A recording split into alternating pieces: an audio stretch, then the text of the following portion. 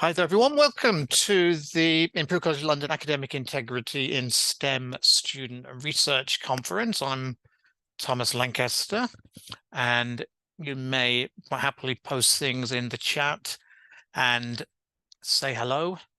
We've got a great selection of presentations here today from our various students. Hopefully, you can just see a very short introduction that I will make about the event as well for you all while I try and monitor too many windows, as always happens in such cases. But yeah, delighted to have you here for this event. This is the third of these student conferences we've had. It's the conclusion of our academic integrity in STEM module at Imperial College London. This is just a bit of material from the Blackboard site where the photo is mostly me, but when I tried to change the background, it did give me a bit more hair than I have in real life, as as can happen with generative AI, which has been something of a theme of the module of this year.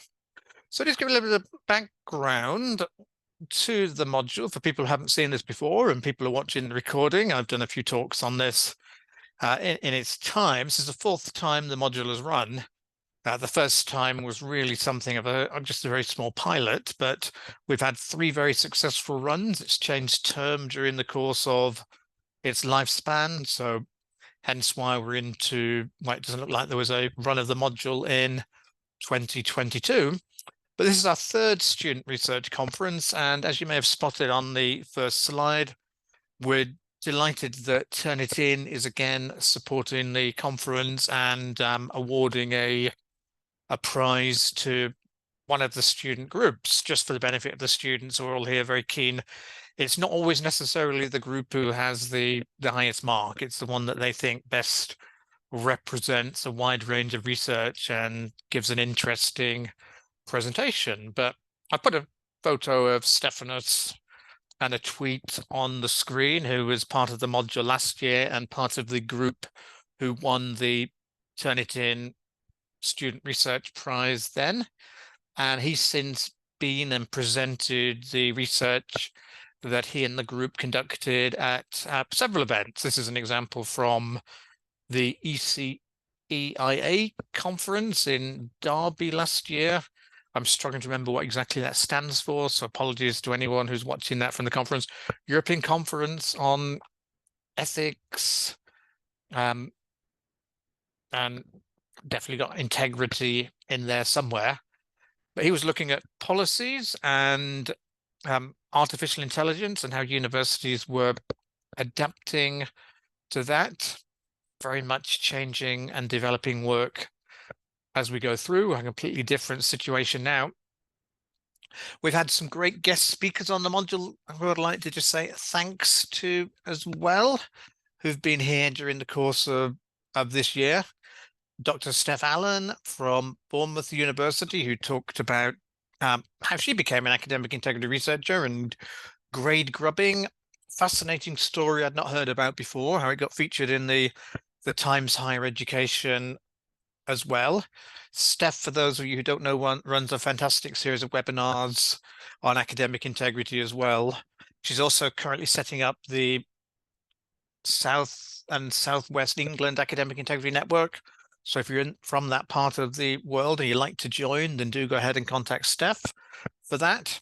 We also had Dr. Mary Davis, Oxford Brookes University, who talked about work she's been doing with the Quality Assurance Agency with many partners, some of whom may well be here watching as well, looking at accessibility and inclusion in academic integrity, a really important area if you think how difficult, just linking to the policy information, how difficult many university policies can be to read and how students don't necessarily understand everything that goes on. So we're absolutely delighted to have Steph and Mary join us for the module.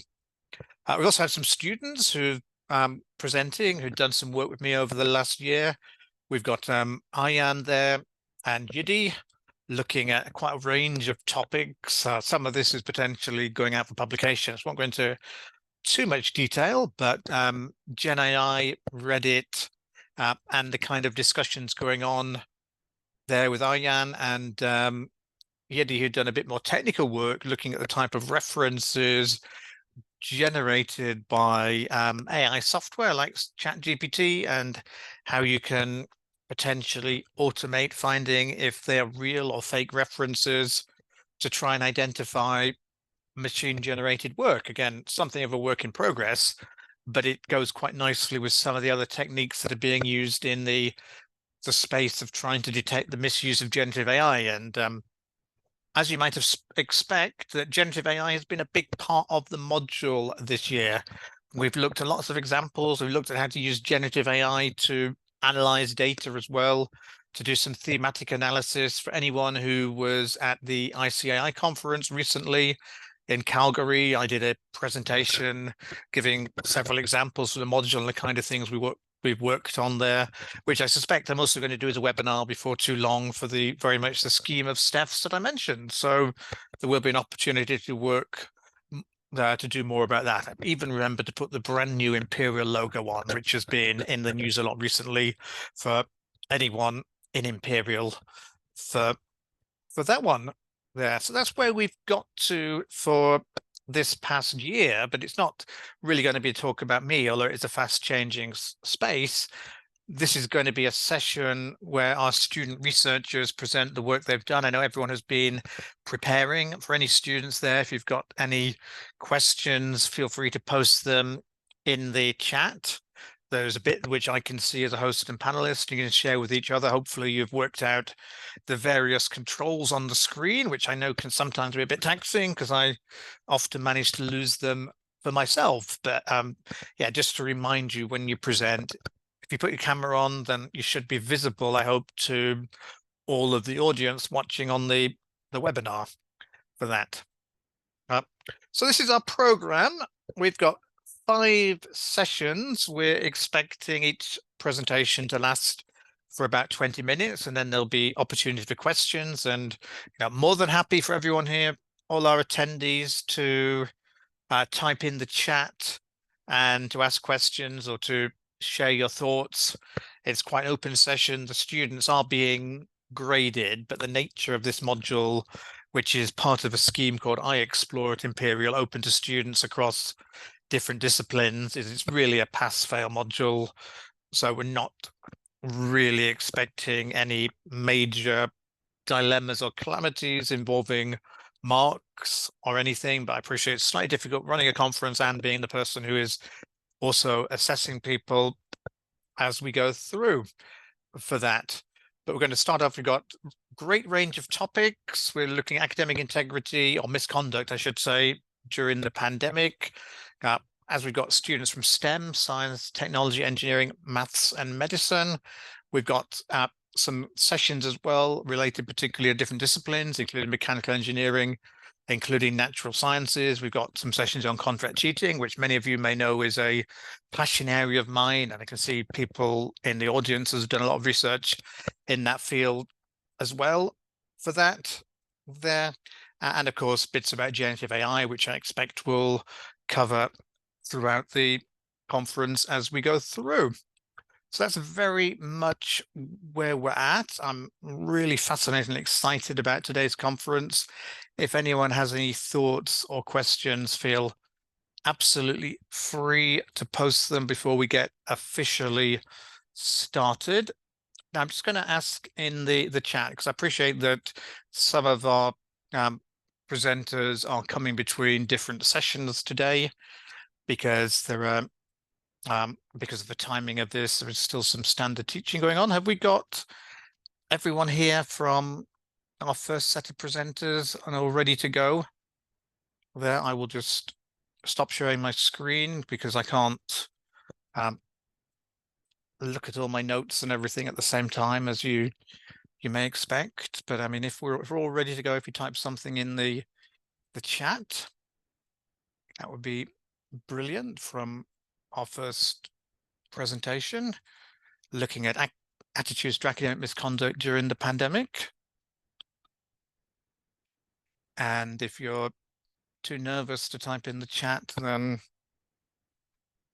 please don't. So we're all good, everyone? Hi, Thomas. I think Hi. we need permission to open our camera here. We need your permission. Okay. That is an interesting question. I think that's because some people have joined as a guest rather than perhaps being logged into your official accounts. So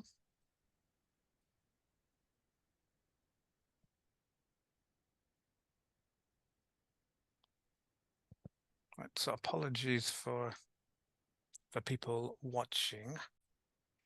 All right, so we're now back and we have everyone here from our first group all ready to present there. So if you're all okay, just to show yourselves, and because I will hide myself away while you're presenting and go about. Hi, everyone. Can you see my screen? And yeah, brilliant. You can see your screen as well. So we've got one more person in your group who I can't see yet.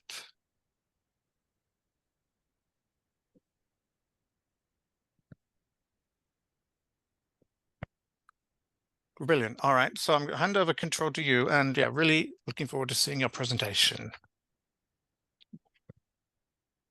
Hi, everyone. Our group topic is academic integrity during the pandemic.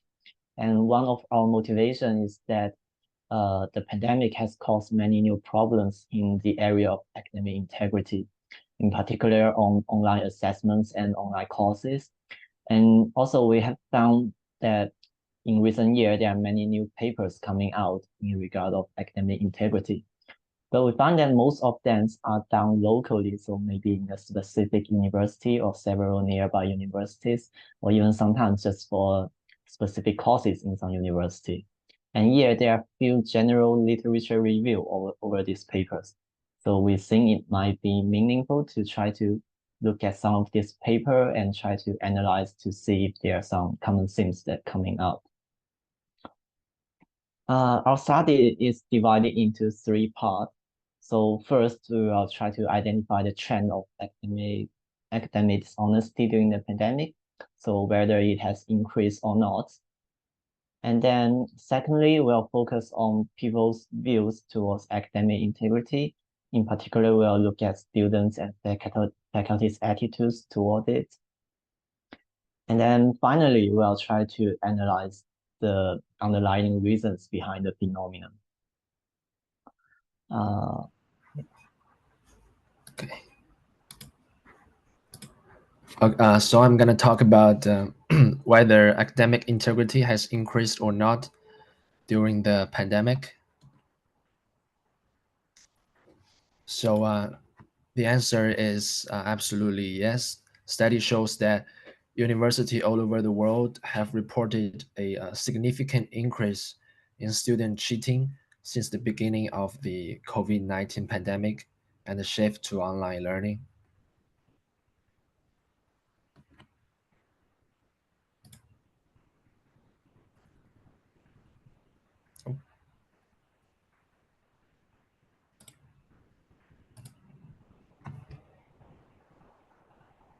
How did I change? Oh, yeah. And by what amount has it increased? How much it increased?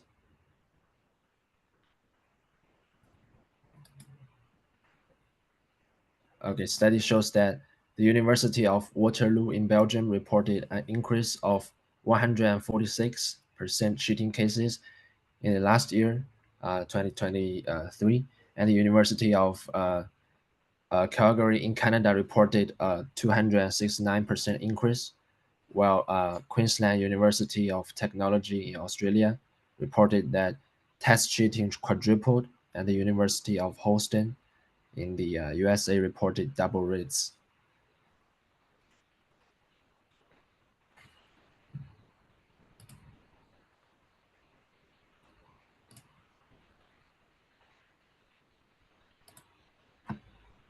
Yeah, And here's a graph showing the number of academic integrity reports.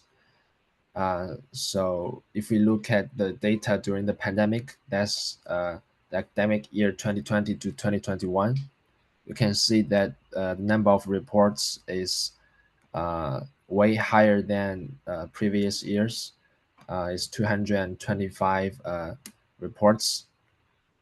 So this graph again shows how much like dishonesty has increased during the pandemic in a more vivid way.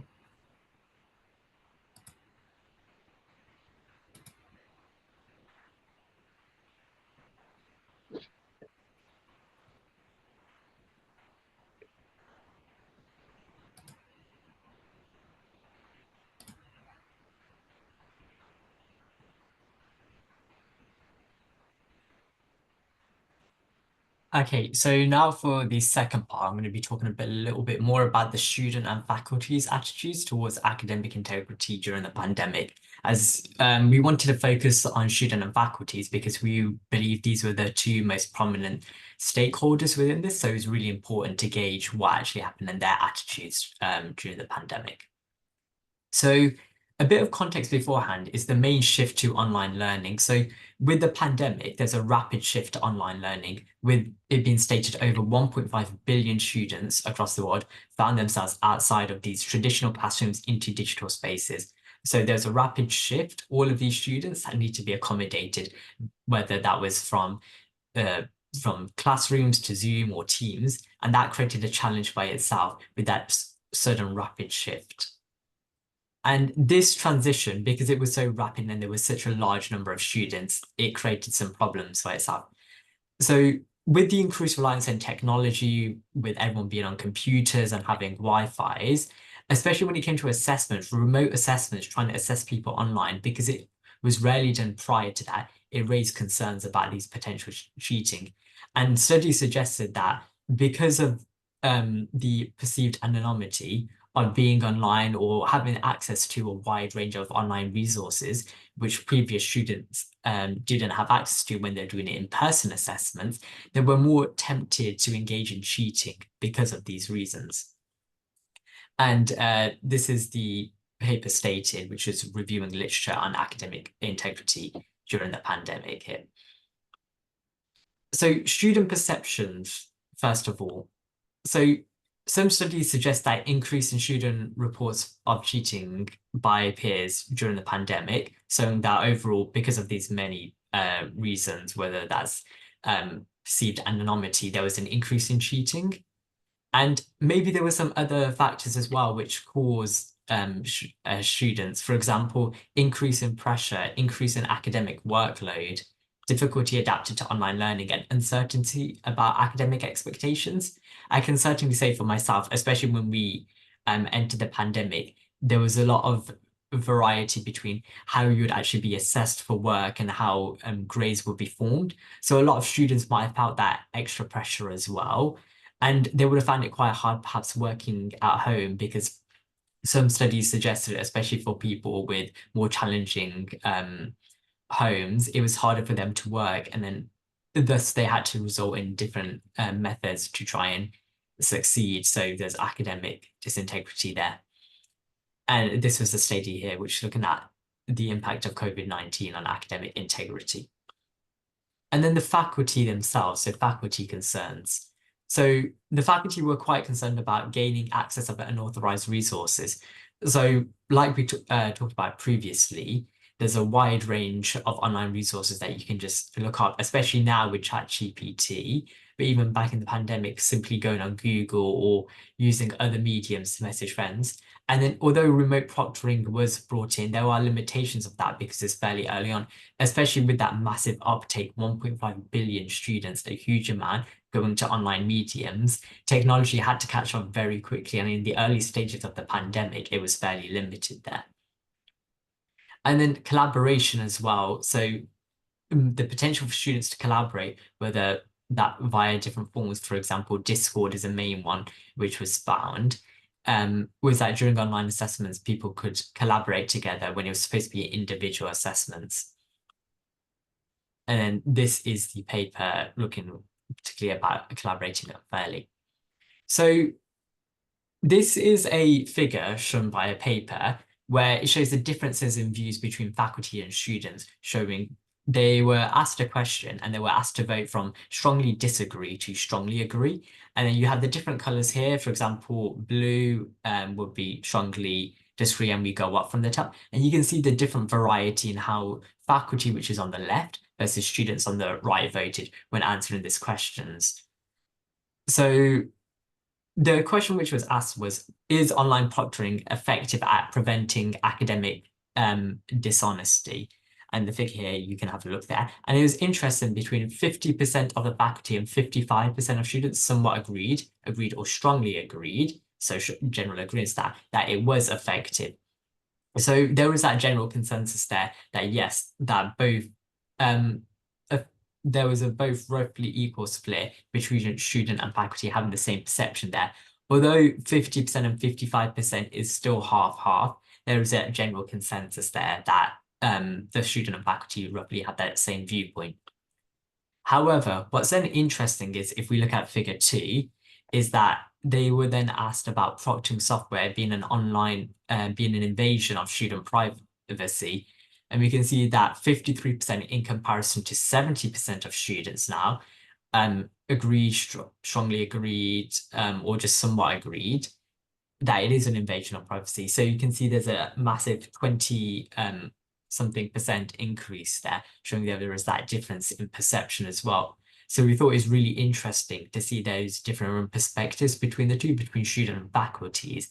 And that's perhaps why some of the reasons why some students maybe have gone to academic disintegrity and cheated during the pandemic, because there was a lack of communication perhaps between the two. But we'll come on to that further on. And then this is just a summary of that. So there are some similarities, as we showed in that first figure, and there are some significant differences between faculty and student perceptions in online testing and academic integrity during the pandemic. And that comes back to perhaps students were more concerned about privacy, anxiety, stress, whereas faculties were a bit more concerned about trying to come up with a genuine way that they could try and test people that didn't promote cheating, but perhaps other factors were neglected here in this case. And then, especially on student perceptions, here's a quick case study. So in a Middle Eastern country, so within the United Arab Emirates, there's a Western university. And what this case study found was that although there was a rapid shift, again, within that Western university, but because of the integral values that this university instilled, the increase in comparison, for example, universities within the US, which they cross-compared, there's a significantly lower rate in cheating in comparison to the US countries versus the Middle Eastern countries. And it comes back to building that culture of integrity prior to this crisis, which I think is a really important thing to foster and take note of. So, for example, you can see in this figure that they have academic integrity flashcards, they have loads of different QR codes and posters that go up. They have a lot of sessions which they do to try and promote academic integrity. So it shows that even before the crisis and the pandemic, they had that system of trying to build into people a whole reason why academic integrity is so important, like this conference and like this I Explore module, showing that this prior culture is really important. And this actually led to a reduction when it came to the pandemic in cheating, showing it's really important for faculty and students to have that same perspective and that same viewpoint and working cross collaboration between each other. I'll now be talking a bit more about the reasons for increased academic dishonesty through the pandemic, and different factors that enabled students to cheat more easily and engage in these sort of practices more easily through the pandemic. So just to give a little bit of context behind this, nearly 2/3 of all enrolled learners that were either in schools or universities across the world were affected by closures during the pandemic, and this was across 144 different countries. So as we saw previously, it's quite a big proportion of students that were affected by the pandemic, and therefore a lot of students had to adapt to technological changes that occurred during this period.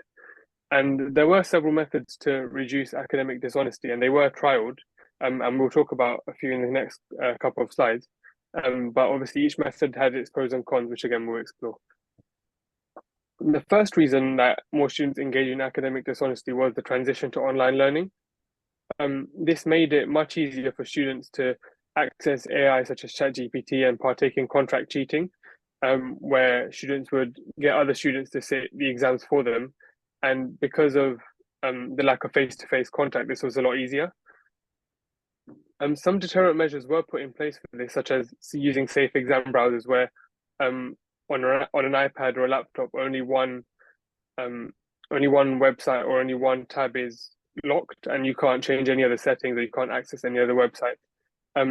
So that was also trialed, and some organizations also trialed live video feeds where the students would keep their video on throughout the exam or throughout their lessons. They did work to some extent, but they each had their own flaws. Students were looping the video feeds so that they could do other stuff. In the meantime, they could look at their notes or look at other websites and tabs to encourage cheating. And other students had several screens with more material on them or more content over them so that they could, again, cheat. Exams were also made open book to reduce the impact of this, to make it a fairer playing field for all the students. However, the main reason that exams exist was sort of dismissed. And it was less ideal because it dismissed the purpose of the exam, as they were taken less seriously because of this. And there were quite a few papers that talked about this being a major factor in influencing the increase of cheating and academic dishonesty over the pandemic. Another reason was also quite a big one, is the fear of loss and anxiety. There was an experiment done by Grollo showing that fear was a stronger driving force than gain. And as we all know, that we all experienced that there was more fear during the pandemic and there was more uncertainty during COVID-19. So the loss for students was amplified. Not only in terms of their grades, but losing their social connections, falling behind in class, their grades, of course, losing out on money, uncertainty over exams, and all of this played into that. All of this encouraged students to cheat more during the pandemic. And this links quite heavily into stress, as students were more stressed regarding teacher assessed grades. Students weren't in school as much, so they had to rely on their teachers to give them the grades based on how well they had worked in the past. But students had the concern that during exam period, their students obviously revise a lot more and retain more information, and therefore could have got a higher grade. But this wasn't able to happen because of the pandemic.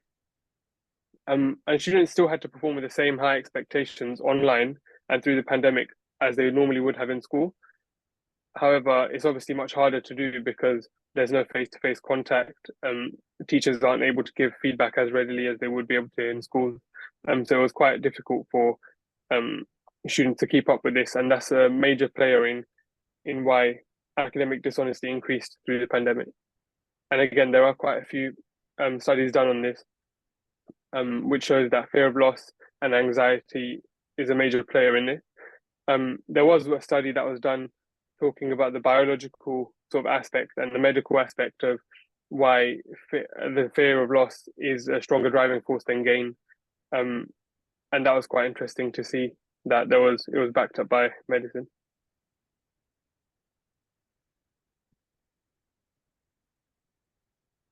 So in conclusion, we have seen significant increase of academic dishonesty during the pandemic, and we also have identified two important reasons for this.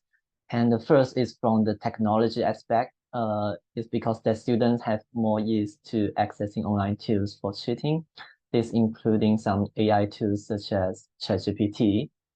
And the other reason is from the psychology aspect. We find that students often find online assessment to be more stressful, and also about uncertainty and fear of loss.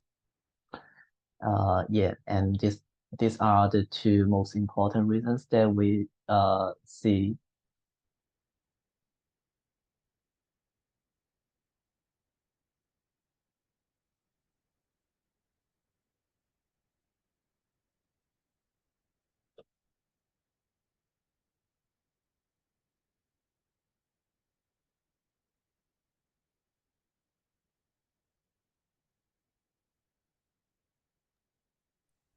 Okay, thanks everyone. I'm not sure if anybody was going to make any Sorry, points on that slide. Okay.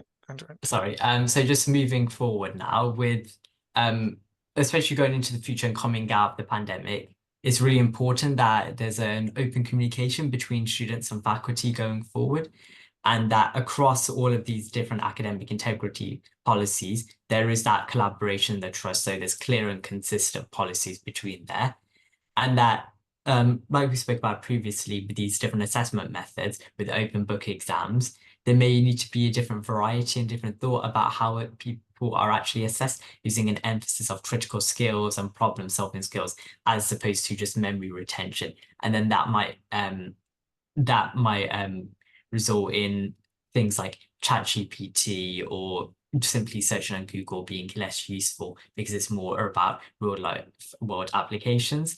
And then there's also investment in proctoring technologies and responsible online learning practices, whether that's via education, similar to how they did within the UAE with those educational tools, and then also making sure that the privacy of students is still protected. So although we've come out the pandemic, I think it's really important that we take the lessons that we've learned from them and collaborate, especially between students and faculty going forward now. So thank you so much for listening to our presentation. We hope you found it useful and learned something about academic integrity during the pandemic. Thank you so much. All right. Well, thank you so much for kicking things off. I know it's always the technology is a bit tricky, and these are the kind of things during the pandemic we had to cope with a lot more. And yeah, sharing screens and slides and people joining webinars and everything like that. So a lot of sympathy with everyone who had their own challenges during the pandemic as well. I've a few notes I will share with you separately to the conference about a few of the things you said. But I mean, you were all students during the pandemic, but presumably this was more before you came to Imperial. So how much in the way of breaches of academic integrity did you come across during your time?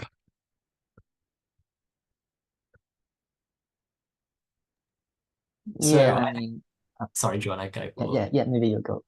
Okay, yeah, sure. So I think certainly for me, I did hear about different methods that people were using to try and get around software that was being used. So, for example, with safety exam browsing, you'd only be logged to one browser.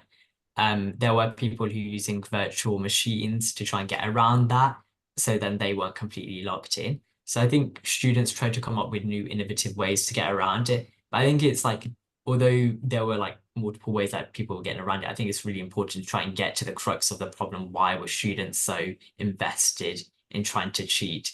Was there some deeper underlying reason? Which is one of the reasons that we really did try to focus on the communication and trust between students and faculty, and trying to explore that within that presentation as well. Yeah, no, I think that's great to capture that. I mean, obviously we want a bit of a balanced view. Nobody is here trying to suggest that people are out there cheating all the time, but there is always this idea that, yeah, sometimes there is a bit of an arms race, is one phrase that's used, between a piece of technology comes along to try and stop cheating, such as proctoring software, which we didn't really use so much at Imperial, but it was used elsewhere. And then somebody tries to come across with a way to beat that. You heard things during the pandemic, like students who had videos of themselves playing so they didn't have to attend classes, but it looked like they were there, and all, which probably works until someone asks you a question, and all kinds of things like that. I mean, who knows now, post-pandemic, with deep fake technology and things like that, you could probably get away with that a lot more for online classes. So you covered quite a range of different papers.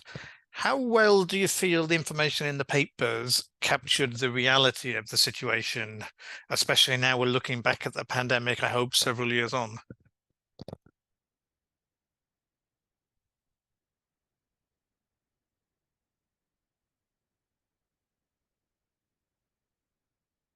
So do you think, in other words, the paper information, the research they did was accurate, bearing in mind it was sort of captured mostly during the pandemic?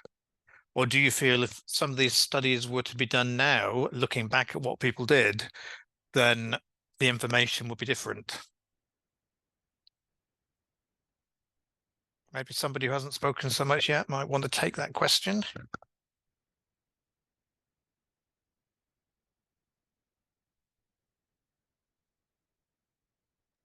I'm happy just to answer it if no one else wants to. But I think so, especially when it came to the qualitative answers where they asked from like strongly disagree to strongly agree, there could be some, especially because students, particularly or faculty, are in the moment of the pandemic, there could be some variance there. Whereas as you're coming out of the pandemic and in reference to hindsight, you're viewing it from a different perspective, there could be a variety there. So I think, especially because a lot of these papers were written during the pandemic, there's some kind of selection bias there because of that reason, because it's during the moment. Whereas if you're going to do a study looking back now on the pandemic, I think that perspectives and things would change just because it's currently not in the moment.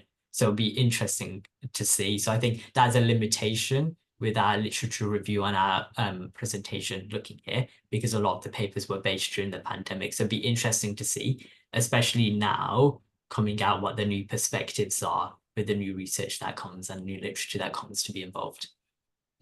All right, I think we've got time for one more question, but hopefully all the next group are there. I'm just interested in your final slide, where one of your recommendations for the future is about investing in proctoring technologies. But what came across in your session was that essentially proctoring technologies were quite unpopular during the pandemic, and this idea about trust. So does that is that a bit odd? Is that everything you were saying in the presentation, or do you have a particular interpretation of that we should think about?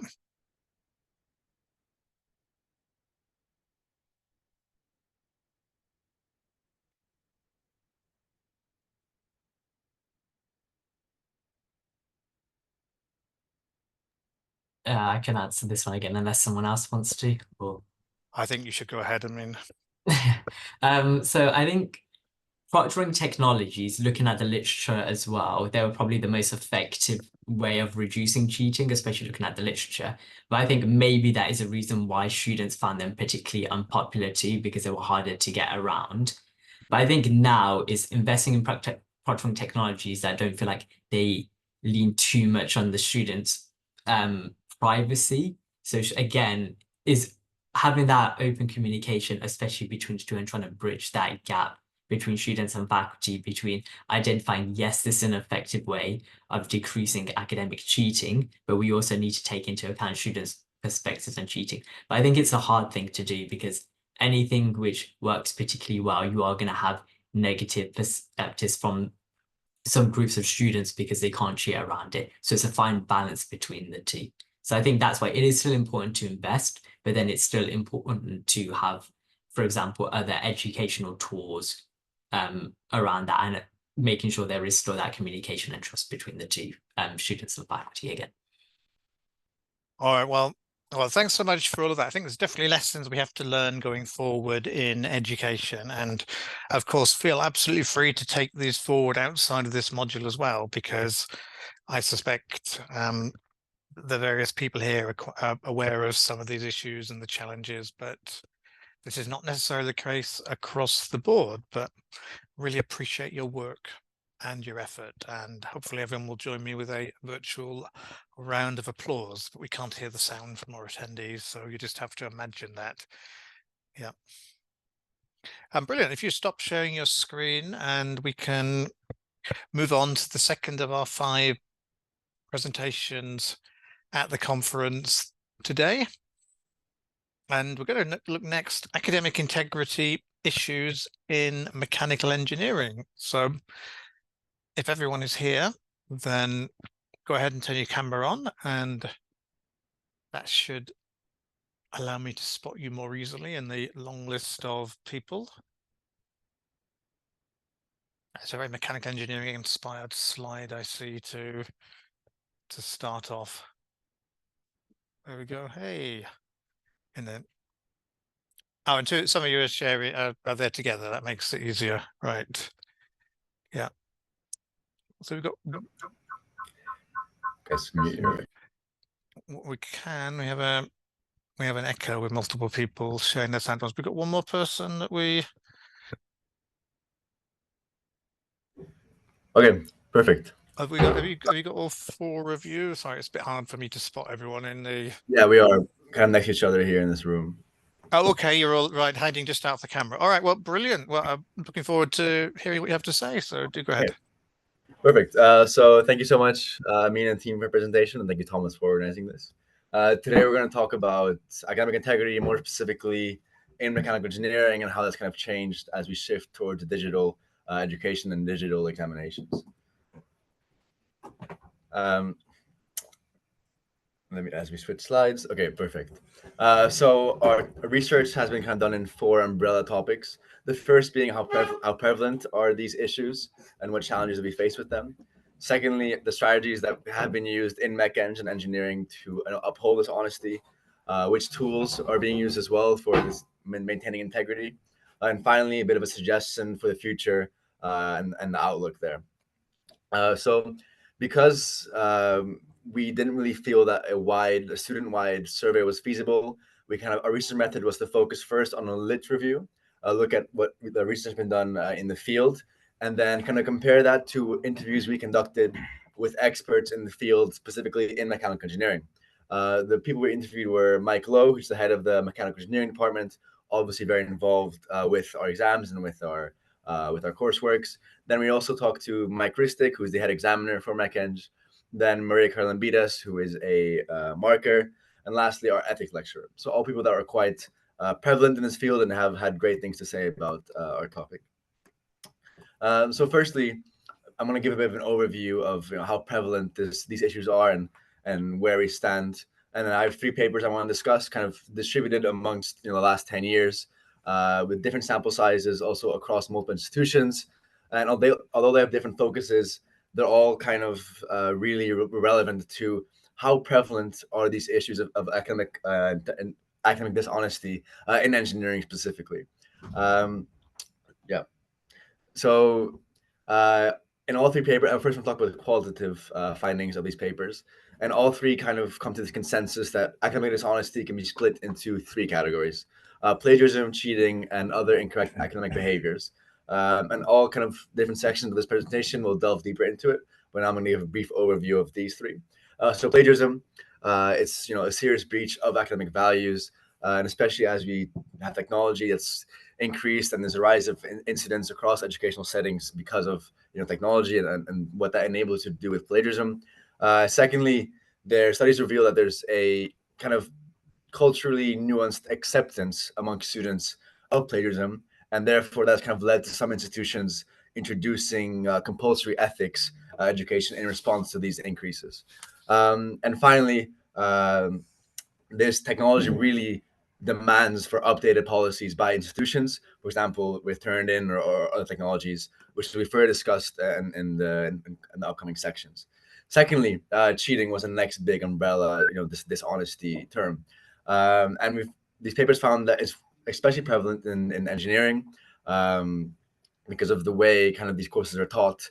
It enables, maybe not in exams, perhaps in coursework and other stuff like that, where there's a lot of ideas floating around. So then taking them, putting it into your own work, there is that chance, during maybe an exam or something. Secondly, students are quite aware of these ethical problems, but there's kind of this dissonance between what students are aware of and what they do. Studies show that students do know what dishonesty is, but they still do it. And that, of course, begs the question of why do they do it? There's this gap between student understanding and their actions. And lastly, and not as important to our presentation, the other incorrect academic behaviors. This includes unethical practices beyond cheating and plagiarism, such as unauthorized collaboration, misuse of resources. Once again, these are affected by by background, educational experience. And this, of course, as we get to this more technological phase of education, it calls for innovative solutions that we're going to see later in this presentation as well. So now on the more quantitative side, I've kind of gathered the most interesting data from these 3 studies. Firstly, there's the correlation between how aware students are of academic dishonesty and how they perceive dishonest practices. So we can see from the Pearson correlation, simple linear regression, that there's some kind of acts such as cheating, prior cheating and falsification that are quite clear to students as to what really being dishonest is. And there's a high correlation between being aware of dishonesty and being aware that cheating is wrong. But on the other hand, we have some slightly lower correlations in plagiarism and outside help, where there's no like clear guidelines between what really is wrong and what students shouldn't do. So we see low correlation there. In the second paper, I want to talk a bit about the kind of juxtapose students' understanding and the institution's ability to detect. So these are surveys of about 110 students. And the first bar chart shows students' response to I understand what cheating is and I understand what plagiarism is. So really on the student side, how much they, if they really know what it is. And obviously we mostly agree. And as you get to what the institution can do, there's just quite a difference. We see a lot more unsure, a lot more disagreeing. And finally, a bit of an older paper, perhaps less relevant to the presentation. We see some different beta coefficients versus year in college, whether cheating in high school and how that affects cheating. We see similar things, but kind of the highlighted problem has been there in the past as well. And lastly, how does this compare to our interview findings? And as mentioned before, there are kind of two main umbrellas that our experts talked about. The first one being cheating, which we also saw from literature. And the big thing there was transitioning to online exams.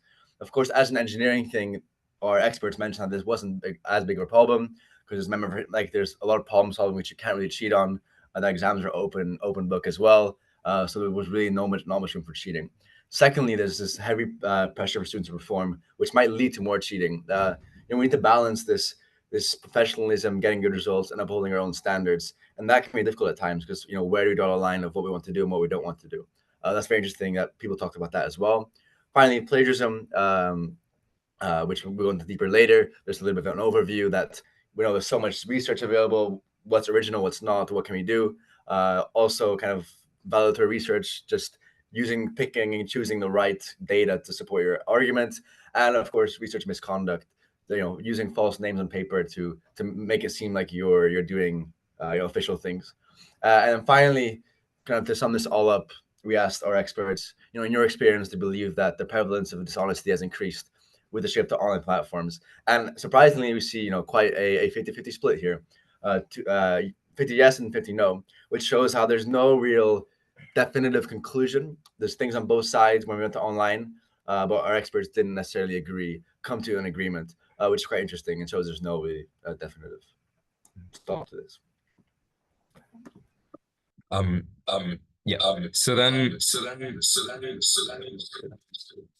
Sorry.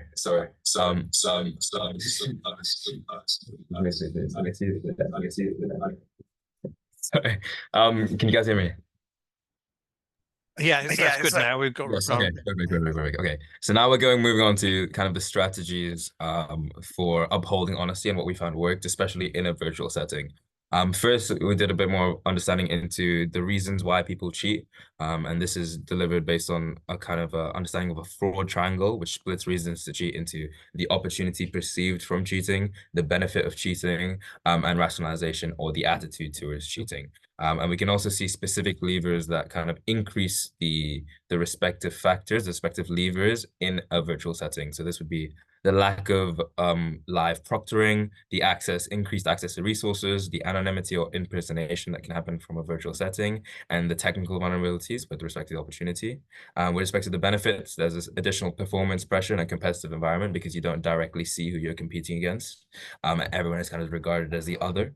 So it's a bit more detachment from that side. And also in terms of the rationalization and the attitude, there's kind of an ethical distance and a perception of cheating norms that come about through this increased opportunity.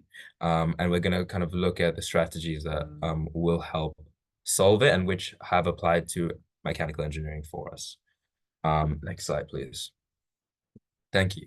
So first, looking into anonymity, we can see that our main kind of form of authentication that we use in mechanical engineering is related to our login or serial codes, related to our CIDs. However, there is more that we can do in this field to improve to make sure that the person sitting the exam from a virtual setting is essentially the person we assume to be doing that. There's also a key point of stylometry that we could implement in mechanical engineering. This is because in terms of our handwritten documents, we saw that, for example, with submissions for certain written assessments, that there was no key factor that would allow us to differentiate plagiarism. We saw that from our expert interviews. So this could be a potential thing that we could work on. In terms of resource access, we currently have adapted to using a level playing field variation. So this would be, for example, open book variations or AI-enabled variations to mitigate the kind of benefits that people would get from singularity cheating. There's also an important factor of lockdown browsers. However, it needs to be taken into account that they're kind of unable to fully block out external sources. In terms of proctoring, for our virtual assessments, there was no form of doing this, either live or recorded, or even from a point of view of video abstraction. This was mainly due to the kind of lack of staffing to do this. However, with a form of adaptation like video abstraction, where certain key behaviors can be flagged, it results in a lot less workload and a bit more adaptable solution for this. Finally, looking at technical vulnerabilities. In terms of the collaboration, the opportunities for collaboration, MechEng has mitigated this very well. We have time limits, we have randomized and dynamic assessment variations, and also the kind of adopt Cox's approach, which is kind of a series of small sequential individualized tasks and kind of student-centered responses to have multiple checkpoints, and that makes each individualized task harder to break through and kind of fit. And if you can see the little exhibit on the side, essentially it shows that the best methods for prevention are individual and high-tech solutions. And there's a lack of prevention for these more collaborative solutions for academic dishonesty, specifically in the low-tech variants. And this kind of highlights areas for potential further research for our course and for the wider research. Then moving on to benefits.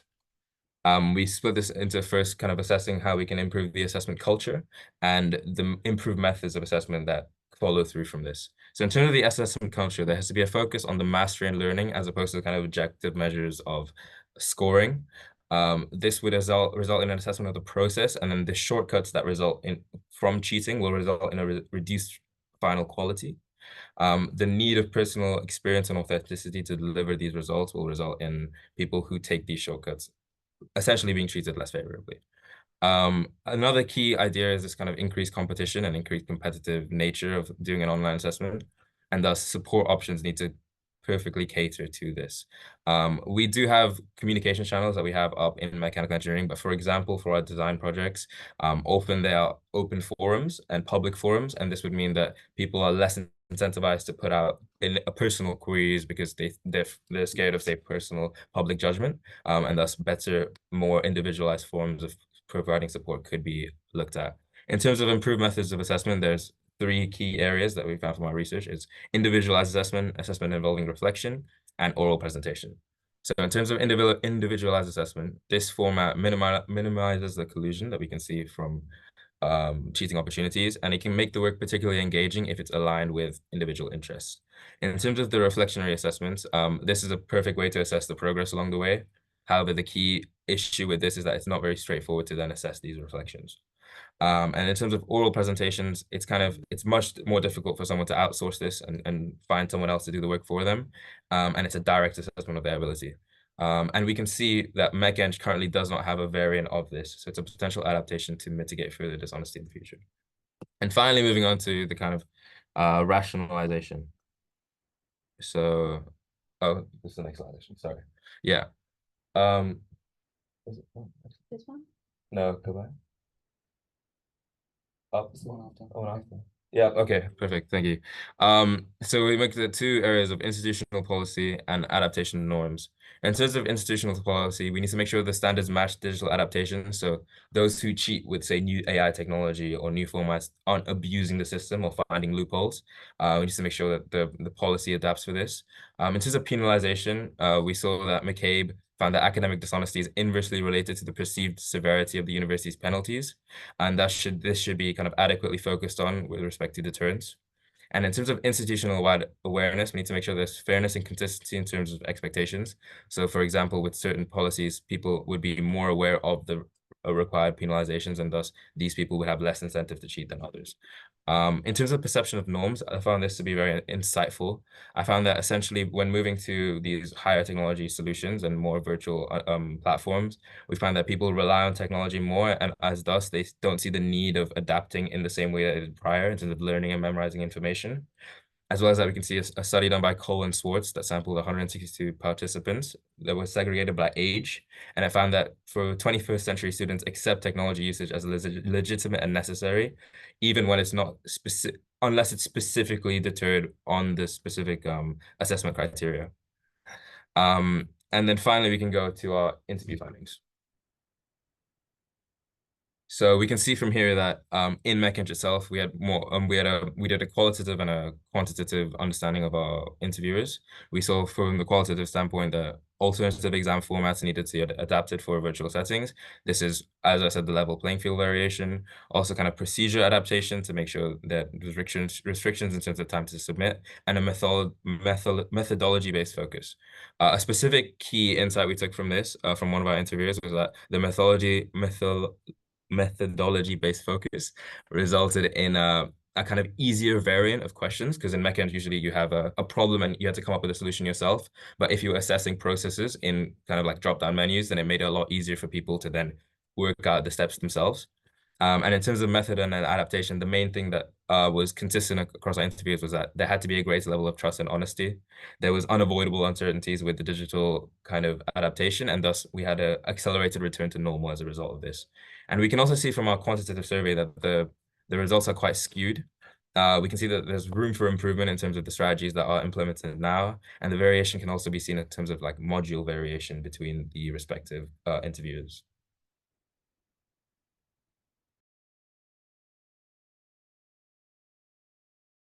Yeah. Let me try and increase the volume. Hi, so moving on to the tools used in mechanical engineering in particular. It's mainly split most prominently between Turnitin for coursework plagiarism detection. So that's so not on exams. So Turnitin is quite effective during when submitting PDFs or files onto the software, and Mobius for online assessments. So this particular research was mainly focused on two papers. One which was focused on Turnitin usage in presentations, which is a paper by Baobei and Killis, I believe from 2018, which was mainly a survey of 311 participants from a university in Turkey, of which over half were in the field of engineering. So it was quite applicable to this. And then the second paper that was used was Turnitin for writing assignments, which is one of its other main usages, which looked at 3,173 assignments, and was a paper by Haugamuj. And the papers were analyzed during their submission process. So they looked at differences between the first draft of the dissent and the last draft, to look at how using Turnitin affected the overall process of writing papers. So as for their effectiveness, the first paper stated that 42% of the student survey found that Turnitin was actually quite useful for detecting plagiarism in the slides, with only 8% deciding otherwise. And both of the papers actually concluded that Turnitin was quite useful throughout the overall process. As for Turnitin as a deterrence mechanism, the first paper finalized by saying that 35% of people actually decided that they wouldn't want to plagiarize because of just the fear factor of Turnitin picking up on it, which actually shows that just the deterrence is actually a sign of effectiveness as well. As for accessibility, both the papers agreed that Turnitin was not only really easy to upload and quite an intuitive software, but also concluded that it approximately takes like under 10 minutes to upload something onto Turnitin, so it can be quite a reliable software to use. And all of these things cannot be mentioned without looking at potential limitations. With the first paper saying that 28% of the people filling the study agreed that they would use the fact that they're using Turnitin to try and find new ways of bypassing the software. And both papers actually fear unintelligent content matching, which is when it picks up on certain algebraic formula being used, which in the potential in the specific context of engineering is actually quite common. So entire formulas can be viewed as being plagiarized from other papers that are submitted onto the platform. So that's one of the concerns for Turnitin. Next slide, please. Now moving on to the interview findings. So I split this again into qualitative and quantitative questions. And then individually, these were split into Turnitin and Mobius. So as for Turnitin, all of the interviewers agree that it's actually quite effective for typed up reports and coursework such as lab reports throughout mechanical engineering, especially with how many there are in second year and throughout the entire time. For those specific applications, it can be quite useful. But for handwritten assessments, they all agreed that it wasn't as useful. Submitting images onto the software wasn't as effective. They also fear that double uploads could cause 100% plagiarism detection. So this was a recurring fear across most of the interviews that and most of students I personally asked, that they were afraid that submitting before the final deadline could could make the software detect their own report and give really, really high plagiarism detection reviews. So that was one of the fears. And one of the recurring concerns through the interviews was how it could be harder to throw Turnitin off the scent by potentially like getting AI to write the report for you and then just rewording certain sections or uploading a PNG or a PDF instead of the Word files or like an image of your report, which was found in some of the studies. But although these studies were from 2018 and 2019, that could be a way to get 0% plagiarism detection. As for Mobius, which is a software that's commonly used for online tests, while a few of the interviewers showed quite a dislike of the structure of the tests, where, as Amir mentioned earlier, would often just give like you just submit your final solution to each question. So, for example, for like a 4-question exam, you would only submit 4 numbers, which means that you're that it's quite easy by making a small mistake and you're working throughout to drop quite a few marks. So this a solution to this would be to add intermediate steps in your working, as Amir mentioned, but this would of course guide students throughout the working out process, which isn't a very reliable way, especially when real life problems often present you with a question and expect you to get the solution without any guidance or help throughout the question. Moving on to quantitative, we asked all of our interviewers and all the professionals to rank on a scale of 1 to 5, with 1 being not very effective and 5 being very effective, how they found that these technologies, such as plagiarism detection and proctoring, are in upholding academic integrity. And we got pretty consistent high reviews, mainly from 3 to 5. So actually, a few of the interviewers did give separate scores for handwritten reports and for typed up reports in the specific case of Turnitin, where they actually ranked it really, really low. So scores of 0 and 1 for handwritten reports, and really high scores such as 4 and 5. So I went for the higher end of these results. Okay, well, we are over time, so I think maybe just take 30 seconds to bring your conclusions to the research together. Lovely. Yeah, we'll move on to the last section, which is future outlook then. Okay. Thank you. Okay.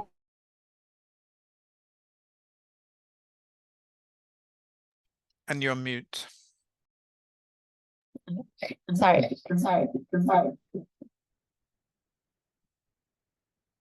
Hello, can you hear me? Yes, so just Okay. yes. This was more of an overview of what's been said, so I'm going to skip that and just move on to the limitations of our research. One of the biggest one was that most of the research was done from an educator's perspective, like the interviews and the literature review that we've done. And our proposed solution for this is anonymous student surveys and student staff focus groups. That could be another way of conducting research. The second one was that the data is mostly related to Faculty of Engineering as a whole, especially from literature, and there's not many a lot of data on focus on mech eng. So our solution for that is to release case studies, such as case studies on cheating and plagiarism instances in coding coursework and literature review projects. However, with that comes the risk of profiling, which was shared by our lecturers as well, which risks releasing information from different students and kind of revealing their identity, which they don't want to do. But the solution for that would be to release information from different year groups and to kind of introduce ethics modules earlier on in the professional engineering in mechanical engineering. And finally, suggestions for further work is specifically to do with mech-eng would be to conduct smaller scale pilot studies and focus on smaller groups, which could make it easier to identify different research pathways, and setting more quantitative matrices, which we kind of struggle to do just because of the lack of data and the policy to do with releasing information, and to expand to other departments to kind of compare and conduct a fair analysis of what has been done and what methods implemented have proved more successful, and to evaluate these methods further, especially with the development of technology. That will be it. Thank you for listening. All right, well, thank you. Absolutely fascinating. I can tell you collected a lot of data and a lot of ideas there. So well done for all of that. But as you can see, the time does go quite fast, which is unfortunate. So we have a great deal of time for questions. Of course, if any of our attendees want to ask anything, feel absolutely free to type it in. I mean, the main thing I'm interested in is what makes the findings in mechanical engineering different to the findings in general related to academic integrity? Yeah, that's great. That's a great question. Thank you. I found that the biggest difference, not maybe per se mechanical engineering, but perhaps engineering versus natural sciences versus mathematics, physics, that there's so many different facets and ways that we're tested in. That there's just so many different things for faculty to think about when they're thinking about academic integrity. We have coursework, we have design projects, we have exams, we have anything under the sun. So that makes it so much harder and so much more complex to really think about what is academic integrity and how can we tackle that as an institution. So I think that's probably what sets engineering, especially mechanical engineering, apart from other courses. All right, well, thanks for that. And were there any results from the interviews that surprised you and weren't what you expected? Yes, in fact, there was. Yeah, one of the main ones that surprised us was kind Oh, you've just gone on mute. Oh, sorry. It was in terms of how effective they thought the strategies and the tools were. So some interviewers thought that it was a 5 out of 5 or 4 out of 5, and some thought they were 2 out of 5 or 3 out of 5. We took this as kind of their own interpretations of the module kind of variation in terms of how each module was assessed. It was really interesting to see how there was such a big variation, even though both the tools they were using were the same. Yeah, and if it was a single message from this presentation you wanted everyone attending to take away, what would it be?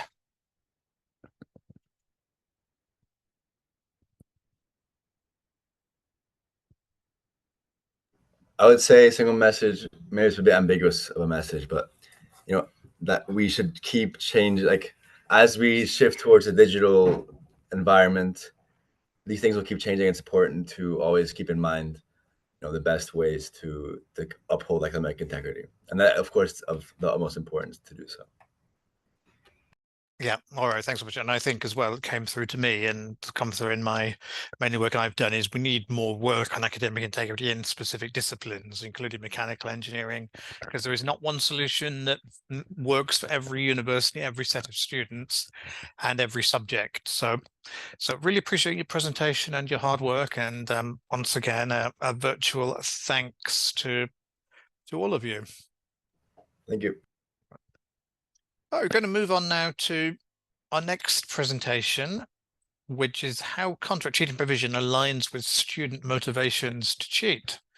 So really interested again to see this one.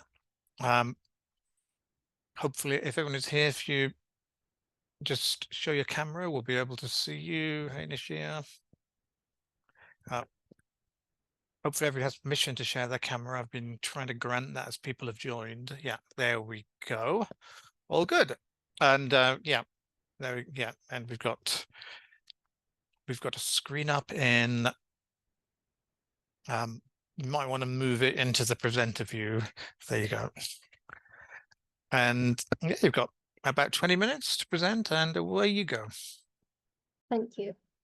Hi, can everyone hear me? All loud and clear. Nice.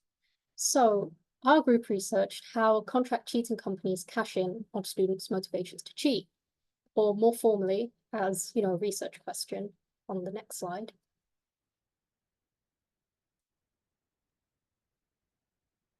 What is the correlation between Imperial College London students' motivations to cheat and different marketing strategies used by contract cheating services? So what were our objectives for this research? On the next slide, this one, you'll see that our objectives were first to find the most prominent motivations to cheat in Imperial College London students specifically, then analyze the various marketing strategies and platforms used by contract cheating services to reach students, and finally draw a correlation between the two to see if there are any particular motivations that Imperial students are vulnerable to. Now, before we get into the research, I think it's important to just define a couple of terms we'll be using. So first, cheating. That generally includes things that you'll see on the screen, so plagiarism, self-plagiarism, collusion, and exam offences. And the term contract cheating refers to when a student will buy work from an essay mill company or get another student to do work for them and claim that it was their own. So there are many companies which offer these services, and that's what we will be investigating. So our research approach, we took a two-pronged method to target the first two objectives. The first method that we used was doing a literature review and survey to find students' motivations to cheat. And we then moved on to investigating the marketing strategies themselves of the cheating services before bringing these two together. So let's first investigate why students cheat, or specifically why Imperial College students cheat. So we began by investigating the current literature. So if you see, it gave us a general idea of students' motivations. So the first paper in the top left focused on business students, and the paper on the top right focused on a general survey of students at the college level. Now, both of them identified different reasons, which you can see the survey on the top left identified a few quotes. The survey on the top right came out with a list of different things. Now, for those who are curious, our full references are on the final slide, so you can take a look later if you'd like. Now, from these papers, not only did we find some motivations, but we also found inspiration for our own research method. If you see the study at the bottom of the slide, which produced these two graphs, what they did was they had a combination of giving students an online survey, as well as conducting in-person interviews to find students' motivations. So they would present students with hypothetical scenarios about other students cheating, and they'd have them sort of rank, was this cheating? Was this justified? Etc., etc. And they produced these graphs. Now, this was very useful for us to see the existing literature, existing results, and the kind of things we might expect, as well as seeing how they've gathered data and processed it. However, we weren't able to use the data from our literature review as the basis for our investigation because of a couple of key limitations with the existing literature. Next slide, please. So first, there was actually a limited number of studies focused solely on students' motivations to cheat. A lot of these studies focused on, how cheating happens, where cheating happens, and how it's enabled. And while they did look a little at the motivation, there were very few focused specifically on why students cheat. And secondly, our research is focused specifically on Imperial College students, and there wasn't any existing research into this area, which meant that we needed to gather our own data using the survey. Now I'll hand over to James, who can tell you more about that. Thank you. Yeah, so we decided that we were going to launch our own survey to basically have a look at this stuff in a bit more detail. So we wanted to focus on 4 key points here. So the first one being what percentage of students actually believe that, they've cheated on their assignments or that other people cheat on their assignments. Also wanted to locate where these contract cheating services are coming from, where are they advertising to? And then we also wanted to see if people have used these companies before, what they were like, and then as we talked about earlier, what would motivate them to consider cheating in the first place? Next slide, please. Yeah, so in terms of what percentage of students did actually cheat and what did they think they'd cheat, we had like a really big range of values here. So we had answers all the way from 0 to 95%. So people really didn't have a specific, there was no like specific center. We did have a median of 10%, which basically told us that the numbers were skewed more to the lower end. So people were coming up with lower numbers. However, there were massive numbers being thrown in there as well, which had brought the mean value up. And as you can see, there's quite a large standard deviation as well. I really think that this can, obviously the mode is 5% as well, so that's the most common value, but I think this can really be attributed to the fact that I think there is just a little bit of lack of education in terms of at Imperial or just through this survey so far of what cheating actually is. And I think that will tend to skew the value either up or down, because, you know, some people would regard, I don't know, talking to your friend about a set of answers cheating and some people wouldn't. So I think that was the big gap in our data there. We also, moving on to the next slide, we also wanted to see where these services advertise and where they come from. And I think the majority here you can see is through like these big WhatsApp group chats and these different Discord channels.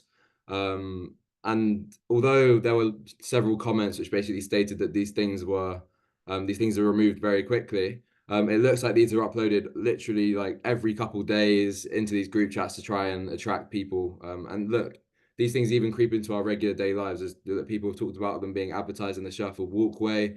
And I think I myself have seen them in the Alexander Fleming building as well, on some of the poster boards. And also when it came to asking people if they've ever like sought help from these companies, there's a few quotes from some of the answers we got, but generally like nobody really did.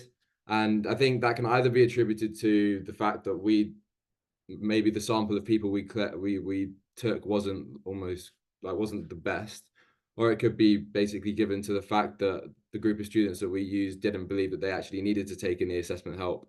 And also the fact that we both study the main focus of these in Imperial, the main focus of this survey is on mathematical topics, so there's not many essays and things like that are thrown around campus, so you might not actually have so much of a need to use them as well, but they definitely are present. So moving on into the key bit of this part of the survey is what actually would motivate them to consider getting help on the assignment. If you want to hit the next slide, please.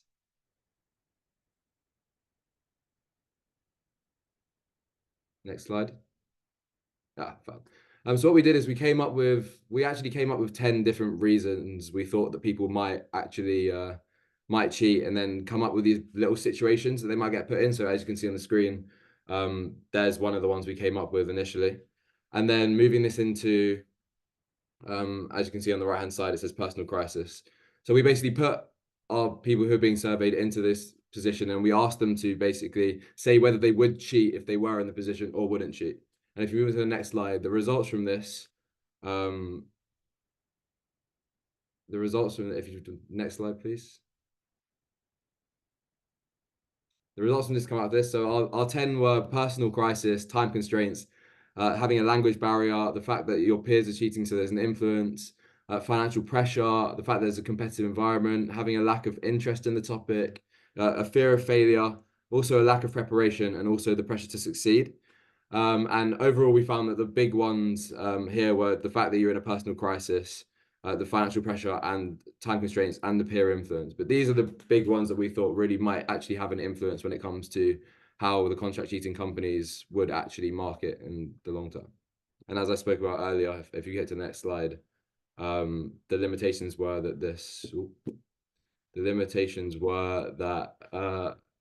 that when we basically hosted this survey, we sent it mainly to the departments that we are actually having that we do in our course. So the people who have filled it out are mainly computing and hi Thomas, Nurin's Wi-Fi has been a little bit funny.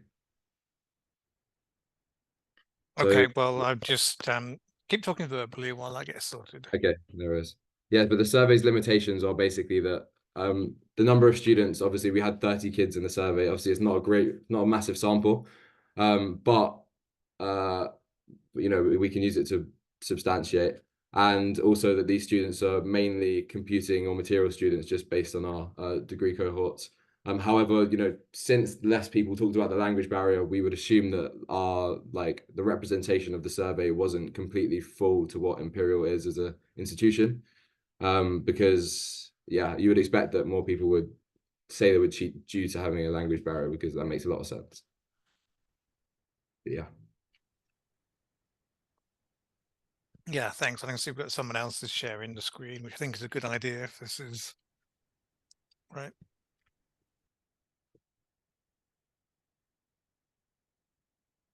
But I'm not sure who's going to present this next section. Should be Nurin. So Nurin, if you're there and you can hear us, then go ahead. If not,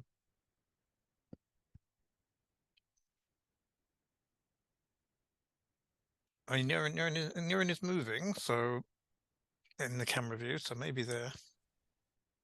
It might be a connection issue. Yeah. I can you guys hear me? Sorry. Yeah, okay.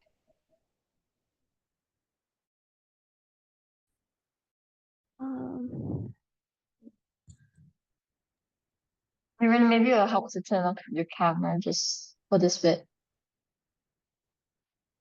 So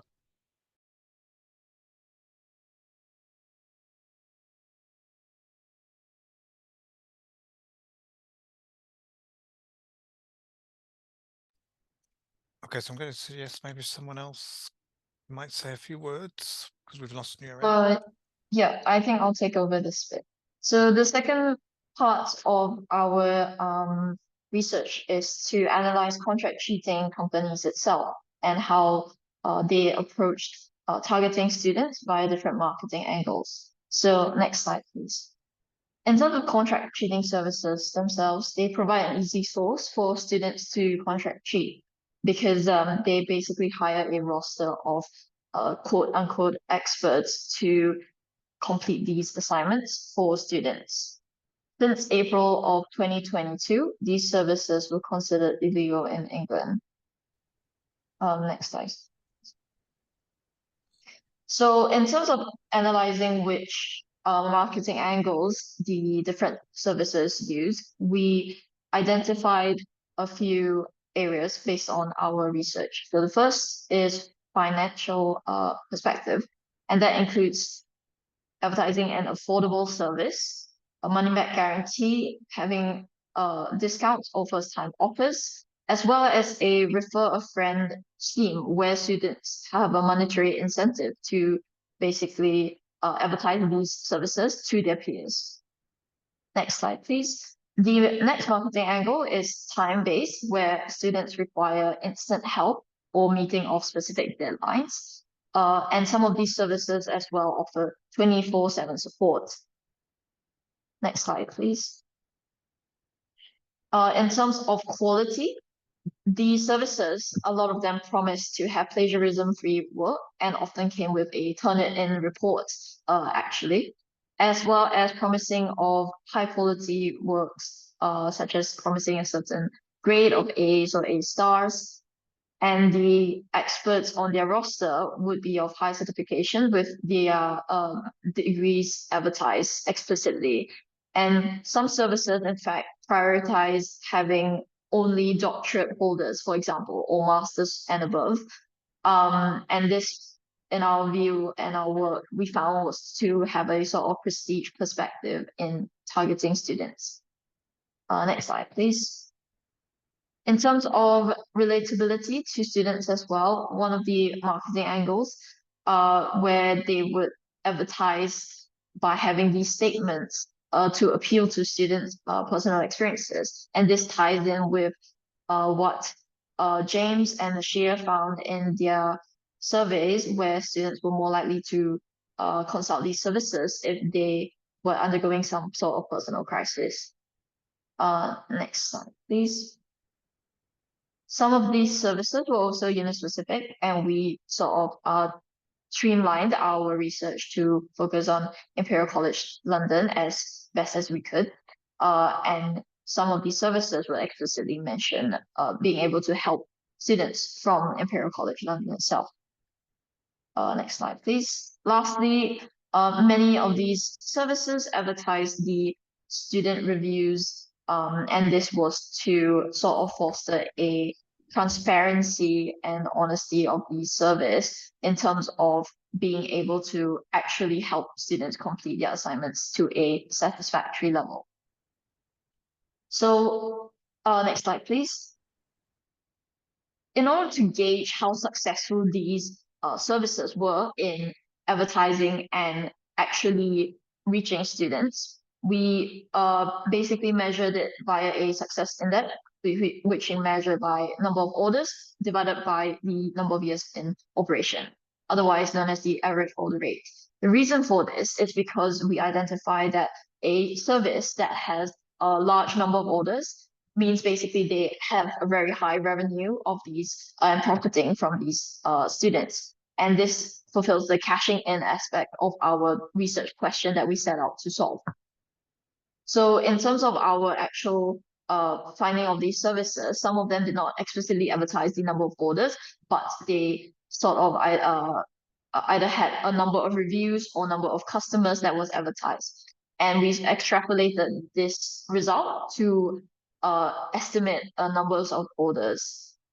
Good or bad reviews were ignored, as marketing success is the only concern of ours. And finally, we ranked these companies via the success index based on this sort of capitalist success metric.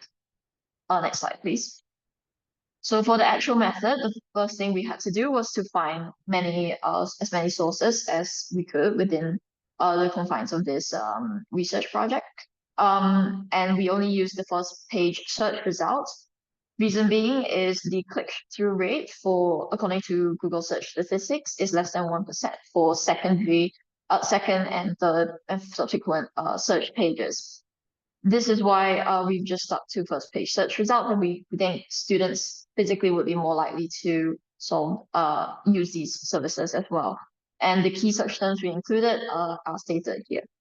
And then having found these sites, we basically sort of scanned their website pages and manually tallied if we found that they mentioned of certain particular marketing angles.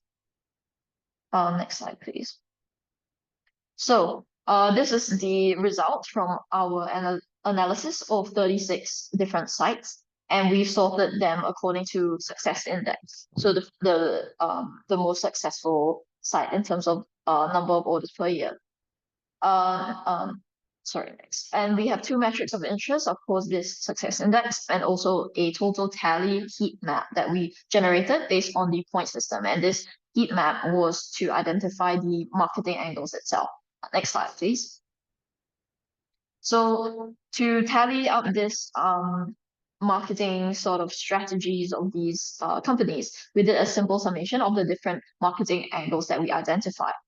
And in terms of generating an effective score for the expert credentials, because we didn't want to award 1 point for having bachelor's and master's and PhD holders. The idea was more of that prestige angle that we've just mentioned earlier. So more points were awarded if they only had doctorate holders, experts, for example.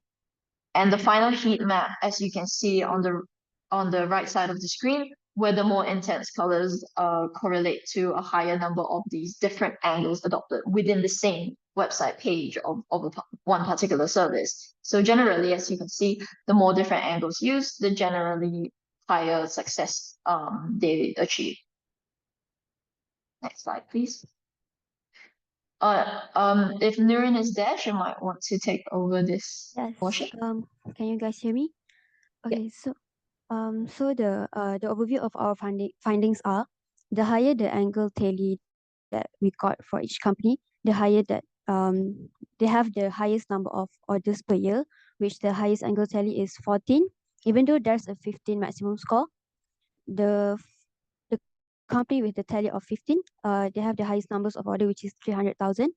And across all the sources that we have gathered, the total orders per year is 1.37 million. Even though 3 of the sources, we didn't get any available statistics, we assume that it is £20 per order, which means that these companies in our gatherings generated to 27.5 million pounds in sales. Next slide, please. So from the financial angle, we found out that most of the company advertise affordability and first-time offer sales. The highest on affordability is obviously because of the targets are students, so the prices should be student-friendly. And the least advertised is referral scheme because students are less likely to admit to peers that they use these services, hence less likely to use these schemes anyway. And there's the 100% cashback is most likely to that, as the students are cheating anyway, they might as well get a good result out of it, so a high grade product. Next slide, please. For the time angle, because most of the students are in a time crunch, and that's one of the reasons why they are using these cheating services anyway. Deadlines are prioritized, and 24/7 help matches with students' habit of staying up late to finish their assignments, like for example at the last minute. Next slide. Then for the quality angle, most companies advertise on having PhD holders as their writers, and as most students are university students that are using these services, it gives more appeal and confidence to have a writer that is higher or on the same level of education. Next slide, please. So 96.2% of the company promises the assignments are plagiarism free, and some even offer their own Turnitin reports as proof of this claim. And 2/3 of the companies promises the high grade if they use their services or submit their work as their own. Next slide, please. So there is some limitation with this method of marketing analysis. Firstly, due to data reliability, because most of these websites are pop-ups of under the same umbrella company, and our judgment of student appeal may be not accurate, as there's only like 2 of us doing this section of the research method, and some numbers of the company may be exaggerated by the company, so it leads to false conclusion on their actual success. Next slide. Next, the estimation of the number of orders based on our extrapolation method may not be accurate enough. And the companies distinguished by size should not be held at the same standards as the one with the larger sizes. Next slide. So our final conclusion is most advertising by these contract cheating companies targeted time constraints, financial pressure, the competitive nature of Imperial, and students' fear of failure and the need to succeed. This motivation made up of half of the responses received in the survey, and the ones that are not quite emphasized are language barrier and personal crisis in the advertisements by this company. Next slide, please. So for future work, we recommend larger survey size to get more data and hence more accuracy, more standardized judgment of appeal to students by integrating them into the survey, and filter companies from the same provider and repeat the same work for other top universities to compare trends if they existed. That's all from us, and thank you for listening. All right, well, thank you very much for that. And thank you for showing the references. Can you just go back 2 slides to the one with the graph? Just get a bit more time to look at that, because you had a lot of material and went through very fast. So, you know, you had some really great information there. How have you linked up, as your original sort of question, these motivations with the advertising methods? Is there any direct link between the 2 of those, or is this 2 separate things you're looking at? Or have you looked for these on the advertising sites? How has that worked?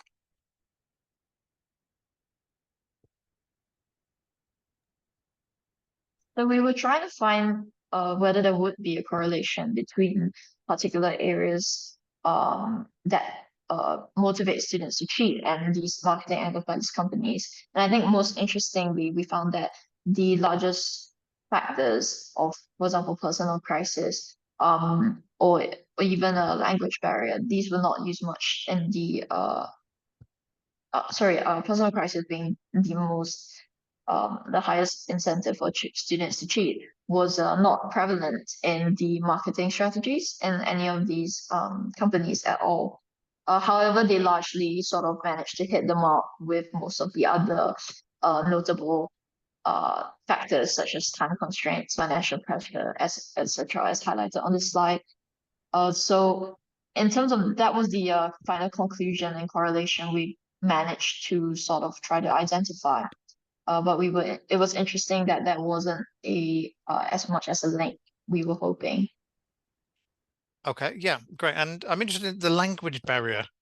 I mean, this may be just because of the type of research you've done, because there is evidence in the literature that firms target students who don't speak English as their first language, for instance.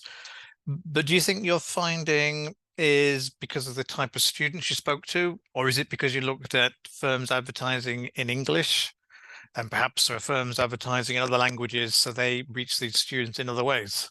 Yeah, so I mean on the survey standpoint, I think that's 100% part of this, because I guess when you go and send out a survey to people on your course or people you know, it will generally be the people that you are closest with, or or you put it on a big group chat of your course mates and ask them to fill it in. So if your course is swayed generally, I guess maybe we should have written in the survey as well, what nationality are you before you answer this, and get a little pie chart of that. But generally, I think most of the people who were studying what we are studying and have answered that survey probably would have been English, on my behalf anyway. I think there might also be a factor that because it's Imperial, there might be generally higher standards of English, which means that these companies might have found that perhaps more students here don't need that language support as much as they need support when they're in a bit of a stick with time, or they're a bit concerned about succeeding in a competitive environment. So that could also be a factor. Yeah, great point there. And we've got one last question. We've got Mary in the chat, who remember you met earlier in the module, and we talked earlier on in introduction about the guest speakers. And Mary has asked, based on your findings, do you feel students are victims or just consumers of contract cheating companies? That is a very interesting question. And kind of based on what we found, I feel like it's a mix, but I'd say maybe more like a victim, because a lot of the things that they're trying to sell you on are they're saying, oh, it's Imperial, you know, it's really competitive, you know, your friends must be doing so much better, so why don't you try and get ahead? So I think they're definitely sort of trying to prey on sort of the fears of students, or trying to make them feel that, oh, if they're advertising, then maybe I do need help. Maybe I haven't thought about that. So I think there is an element of students being a victim, though at the end of the day, if they do choose to pay, there is also that element of being a consumer, especially if they go back. Yeah. All right. Well, thanks so much, and well done for dealing with the technical problems. I do think you've got probably something there you could present externally, particularly about the financial analysis and things like that, that we can maybe look at a later date. But again, a virtual thank you to all of you, and we have the chat working now for everyone. So apologies for people who had been desperately trying to say things earlier on there. But we will move straight on to our next presentation. And again, we're going at subject level. So we're looking at paid assignment support in natural sciences. So if everybody's there, if you want to show yourself on the camera, and yeah, and we will go straight ahead. And if anybody doesn't have access to share their camera because you've just joined, then I will just hopefully give you those permissions for that.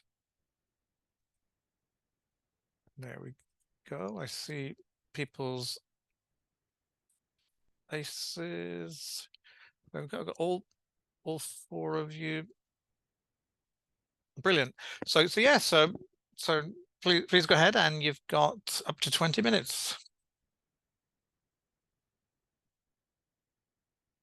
So are you going to share a screen, or like we will do the? I think you're going to share your screen, I hope. All right.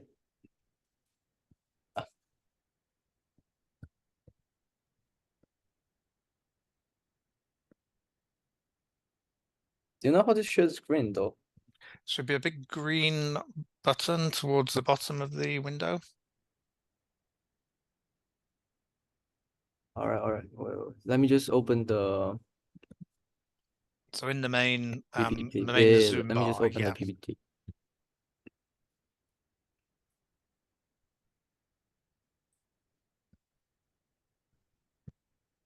Share screen. There's whiteboard.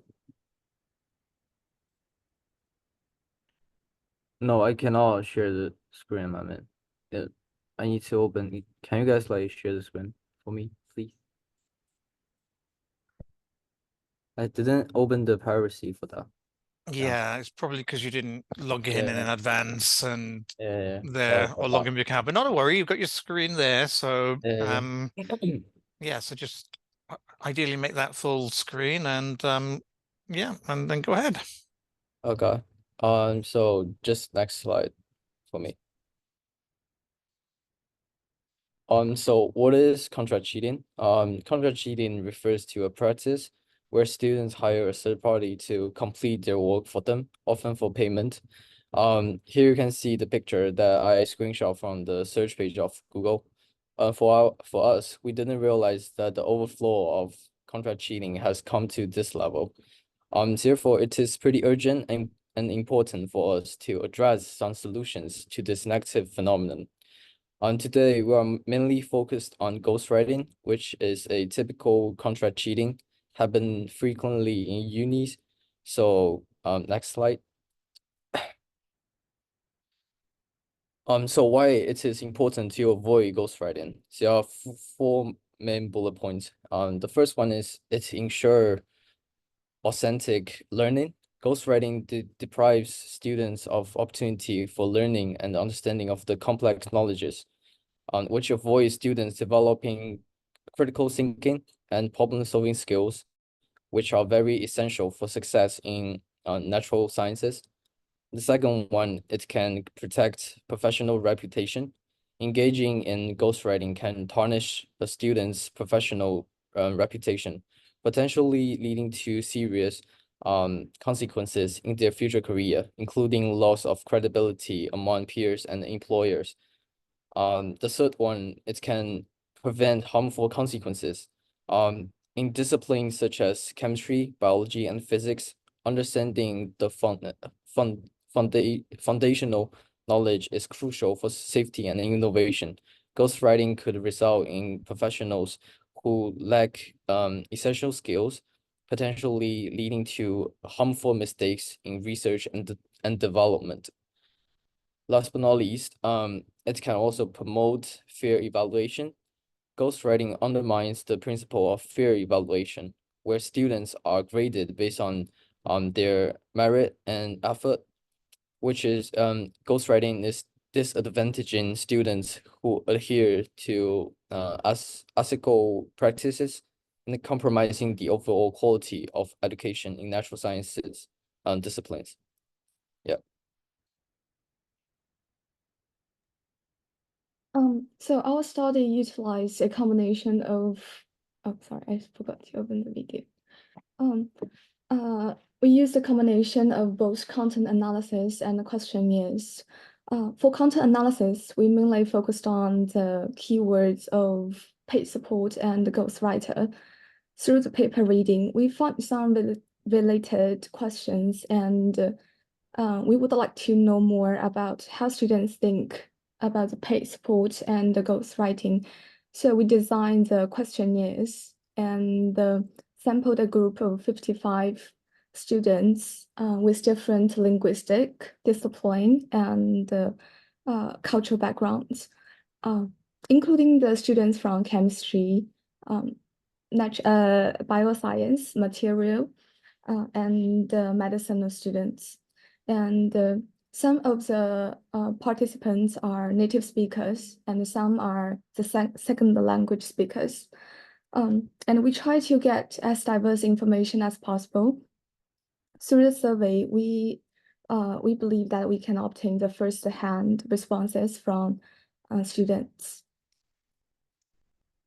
However, there are some limitations during the process of our methodology. The first one is about time limitation. We didn't have enough time to do a case study approach or carry out an interview to analyze the information in depth. And we can only design the simple questionnaire with some easy questions, and most of the options are predefined rather than open-ended surveys. So the flexibility of our responses may be lowered. And in addition, we don't have a good way or platform to ask many people to do our survey and to get a larger range of samples. And our sample size is quite small, which is only about 55 samples, and which may not be representative enough for all natural science students in a broader population, and can lead to some sample bias. In addition, the majority of our samples we asked mostly are chemistry students, and some of them are also mainly Chinese, because our friends are mainly, our group is like more mainly Chinese students. And most students we sampled were from Imperial, and with only a small amount of students from other universities. So the diversity of school was quite low and cannot represent the general natural science students around the world or something.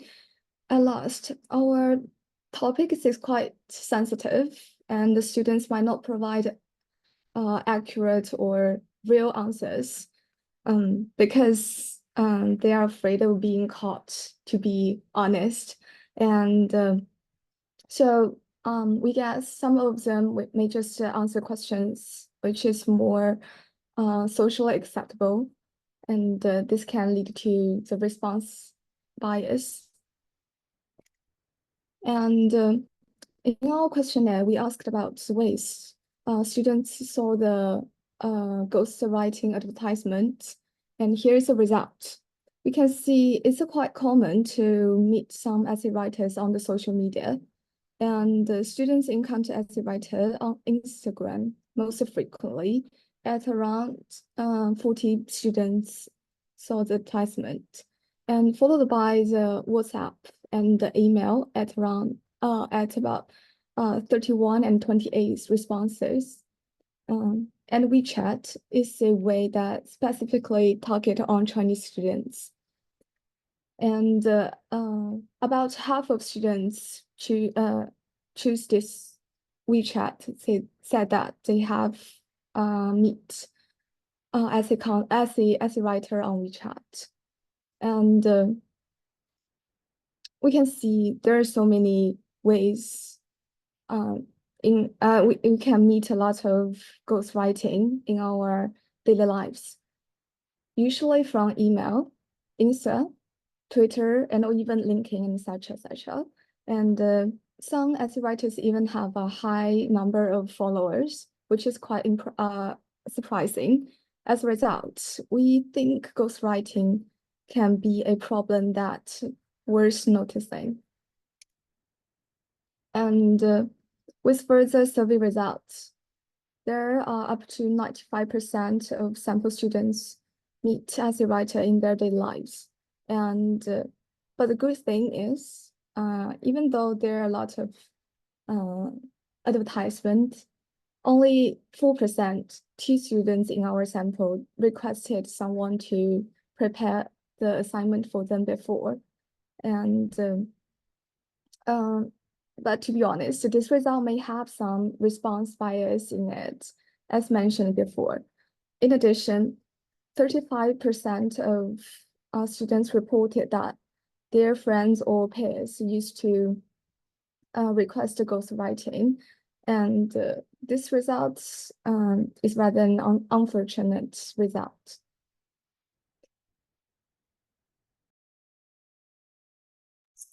And we try to find some research and scientific journals that explain the survey result. And we have found out that according to the research, researchers have thought that there the main reason that students tend to get their assignment done by someone else is very complex. It can due to various psychological and social angles. And the top main reason among all the different kind of complex reasonings is lack of self-control. So when the student do their assignment, they just can't control their own time, and they didn't plan out properly. So in the end, stress build up, and they are very anxious about the upcoming deadline. So they think that they are not able to finish it on time, so they tend to find someone else to help them with their assignments. And the study have shown that if the student is able to manage their time well and have a good self-control, then they are less likely to find people to do their assignments. So the main reason for people trying to find someone else to do their assignment is lack of self-control and lack of time management. And also there is some new views and perspectives that newer literature have provided us. So nowadays the researchers have found out that that students can get advantage by doing their assignment without necessarily associated with contract cheating. So for example, the student can find some reason for an assignment extension, possibly by EC, and also it can be concerns about placing someone's life at risk due to a knowledge deficit. And also it can be religious belief and all different kinds of reasons. So it does not have to be related to contract cheating, but still the student can get advantage while doing their assignments. Okay.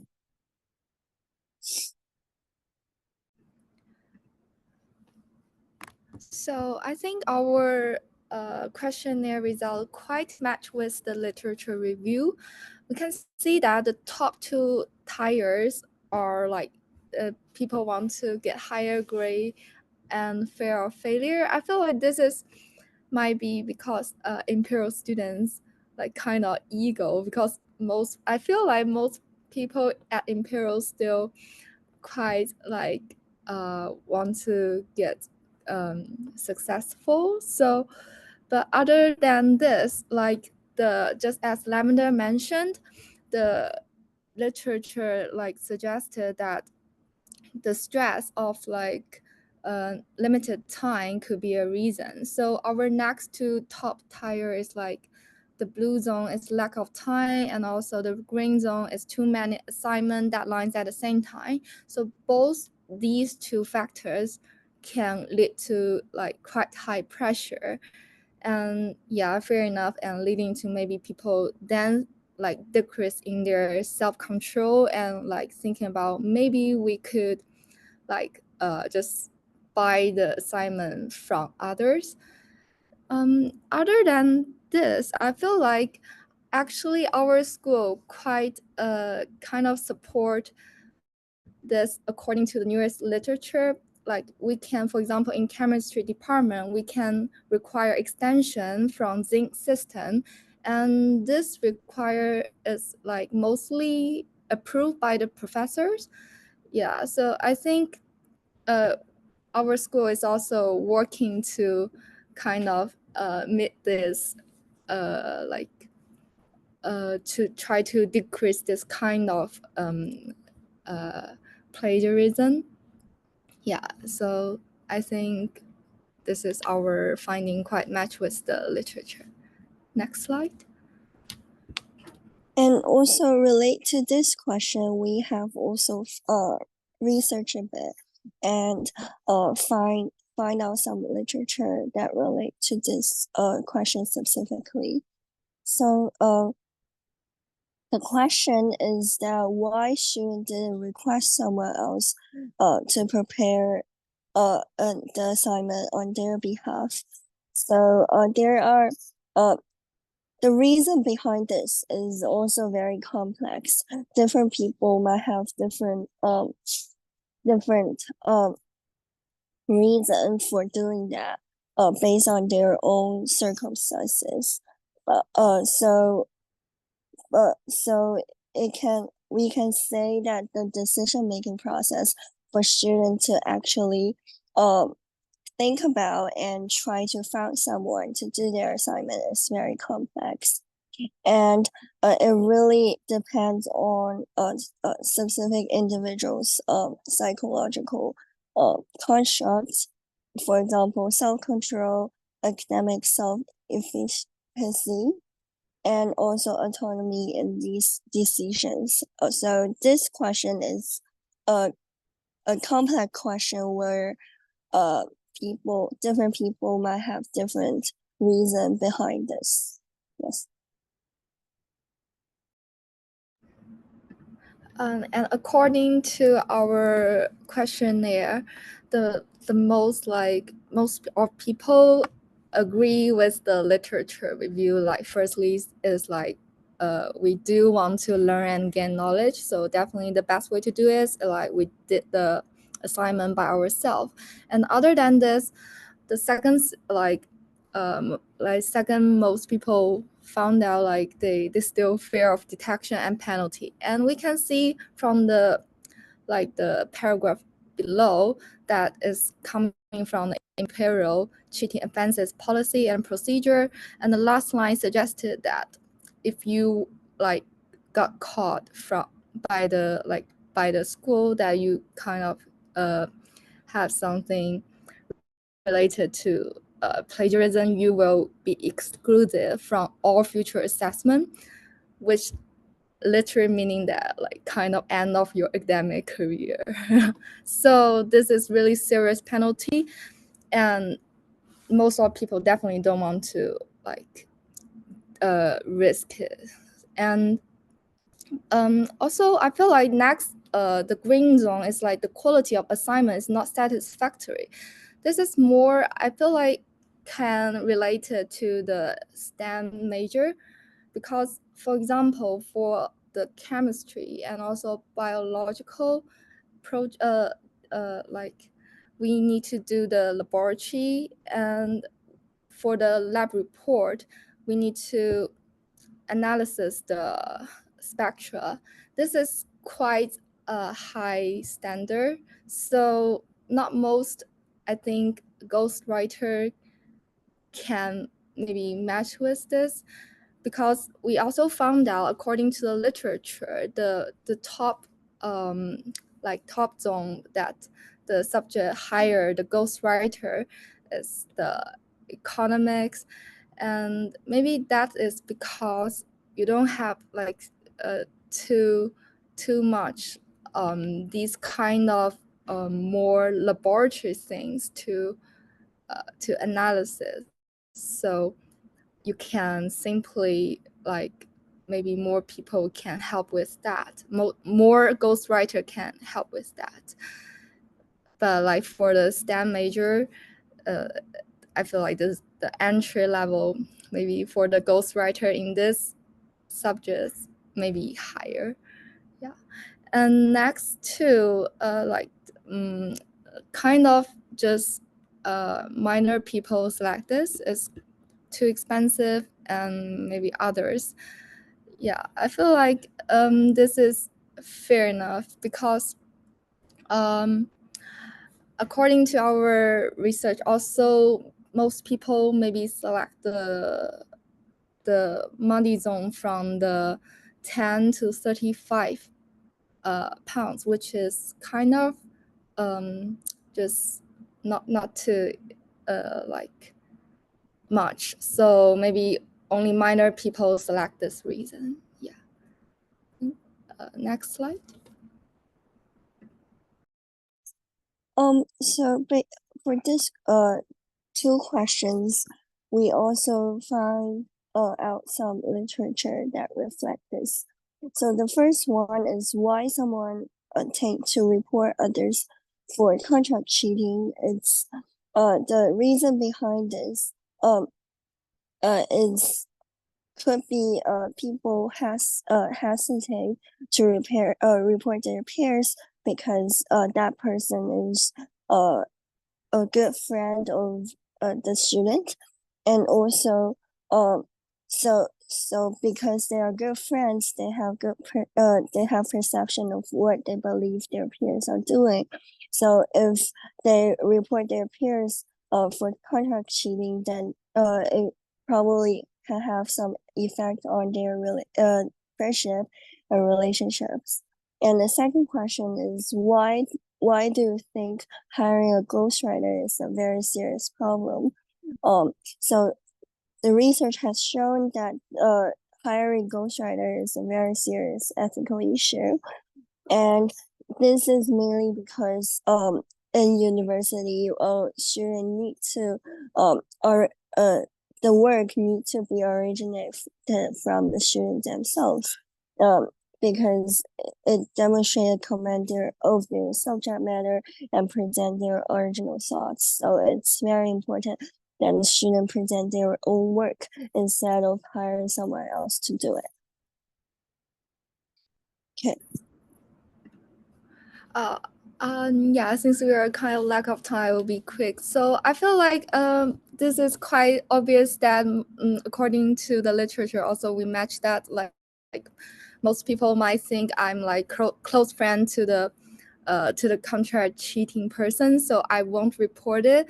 And other than this, I feel like quite surprising that still has 3 people that think hiring a ghostwriter is not a serious problem. But luckily, we got most people like agree with that this is a really serious problem I mean to like pay attention to. Yeah, the next slide. And yeah, we actually want to test between the native speaker and second language speaker because we think like maybe for the second language speaker, it would be harder for them to write the assignment by themselves. But maybe because we mostly ask about the year 3 students, so like they're quite maybe more fluent than the year 1 students. So there's not much difference between like the these, but we found out one interesting like aspect that more non-native speakers have witnessed their friends or peers hired ghostwriter, while there's like most of the native speakers haven't seen this at all, since our friends from the non-native speakers are mostly Chinese. So it's can kind of suggested that the ghostwriting this industry is like increasing and growing aggressively in China. Yeah. Thank you. Next slide. Okay, and this probably have to be your final slide. So just There's take 2 more slides in pretty quick. well, you've got 30, give an extra 30 seconds. So just whatever messages you want us to remember. Well, then just next slide, because the next one is conclusion. Like you can see the ways to address. I won't talk about that. Yeah. So it is clear that ghostwriting is a multifaceted issue influenced by psychological, ethical, and sociological factors. Students with lower self-control may scorn to cheat due to stress, while those with stronger self-control resist because the cost of cheating in terms of stress and moral conflict is higher. Furthermore, the decision not to be engaged in ghostwriting is complex and informed by factors such as molarity and desire to learn. The hesitance to report ghostwriting reflects the social dynamics with student communities, also tangled with loyalty and peer behavior perceptions. The serious ethical concerns surrounding the hiring of ghostwriters highlight the need of authenticity in academic work, as the integrity is important for scientific research, requiring original thought and a deep understanding of the subject matter. Our result of questionnaires has very high rate of similarities of the literatures that we found, which justify our main claims. The study highlights the need for educational institution to cultivate an environment that discourage academic dishonesty, typically ghostwriting, through education, support, and clear reporting mechanisms, thereby safeguarding the integrity of academic communities. Yeah, that's it. Okay, well, thank everyone. Well done for presenting that and sharing those interesting findings. I don't know if you managed to see the presentation before yours, but they also did a survey of students and got quite different results. And just, I mean, if you did, any idea why yours were quite different to theirs?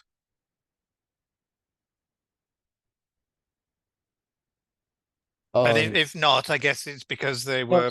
Sorry, can you like I'm not quite sure what's the result of them. Is yours like Okay. result? Well, Yeah. I think maybe they didn't focus so much on students from China, which is, or international students, which is a strength of your work, to focus in on those. There. I mean, what is it that you think? Because I was surprised in your results that you had several people who said they had contract cheated there. Did you get any indication about why they had contract cheated? Yeah, I think it's about language barriers, because like for international students, like they may not have good English as the native speakers. Therefore, it is harder for them to accomplish the assessment. Though, yeah. So I think this is one of the main reason. And besides, I believe like also like well, not only in China though, like for maybe like in UK, there's just a low rate for like ghostwriters. Like, yeah, but like for other countries, maybe this is quite a common scenario. Yeah. And do you think there's particular targeting of Chinese students ahead of other types of students by contract cheating firms? I'm not quite understanding your question. Can you repeat that? Do you think that the contract cheating firms market more heavily to Chinese students than to non-Chinese students?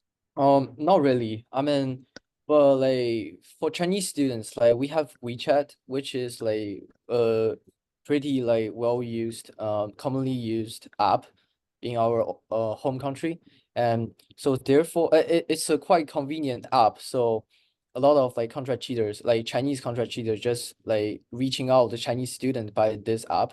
However, like for foreigners, although they got like Instagram and WhatsApp, but the advertisement in for like for WeChat is much easier to like to advertise the contract ghostwriting stuffs instead of like compared to other like stuffs. Yeah. Yeah. All right. Well, Cheers. great work. Yeah. Thank you for that. That's all we have time for, unfortunately, for questions, but thank you for sharing that. I hope you enjoyed doing the research. Right. And yeah, if you can now stop sharing your screen, and we will move on to what is unfortunately our final presentation at the conference there. And I think we're going to look at generative AI, intellectual property, and related areas. So if everybody's ready, and hopefully you all have permission to show your camera, then please bring yourself on screen so we can see you all, and we'll go straight on. Hello, can you hear me? Yeah, loud and clear. So yeah, Wonderful. whoever wants to share the slides, go ahead, and then you've got about 20 minutes to present. Perfect. Okay, let me just share this. So you may see yourself for a second here. Hang on. Oh, I see a PowerPoint, but in okay. there we go. Brilliant. Yeah, look, all good. Great. So great. Okay, thank you. So am I good to begin? yeah, please do. Perfect. Okay, so our sort of explorations lie around generative AI, and the sort of niche we wanted to look into was the future of intellectual property in STEM, because when we were sitting down talking about what to focus our project on, one of my group members mentioned a really good idea, which is that intellectual property has been really shaken and stirred by the introduction of generative AI, and it's to the point now where a lot of the laws that originally stand from intellectual property are very much up for question, and I personally think a lot of them need to be updated to account for such a big change in humanity, really, because a lot of these laws are down to people and their creations, but then the question is, are those creations of AI down to the person who prompted the AI to generate them, or are they down to the person who made the AI software that the other person was subcontracting, if you like? And that's sort of some of the things we discussed in our presentation that you're about to see. So yeah, we're focusing on issues of copyright, authorship, and then obviously who owns these AI generated scientific innovations, because there have been many recently, and I've seen a recent statistic that 41% of the code on GitHub, 41% of all code on GitHub is AI generated, which is absolutely crazy. So let me go to our first slide. So our exploration, this is basically what I said. I should have probably switched slides. So we focus on sort of the implications brought forth by generative AI on to be specific, intellectual property in STEM. Now, we aim to dissect more nuanced aspects of it. So you've got copyright, authorship, and ownership are sort of the main aspects of intellectual property. But there are some nuances in it that some of my group members will mention that really have to be, in my opinion, thought about quite deeply in order to get to the bottom of how to apply these laws to generative AI. So it really is reshaping the conventional approaches to research. People are using, relying on it much more as it becomes more reliable. And as people are working on AI, other people are just using it mindlessly to generate these great, research papers, and even generate their coding, do their coding for them, generate their software. And the question is, who is responsible for these creations? Who should be rewarded? So to give you sort of a semi-formal introduction to intellectual property, which my group members are going to expand on, we refer to it as IP for short, and it refers to the creations of the mind, such as inventions, literary and artistic works and so on, but mainly for us, scientific discoveries.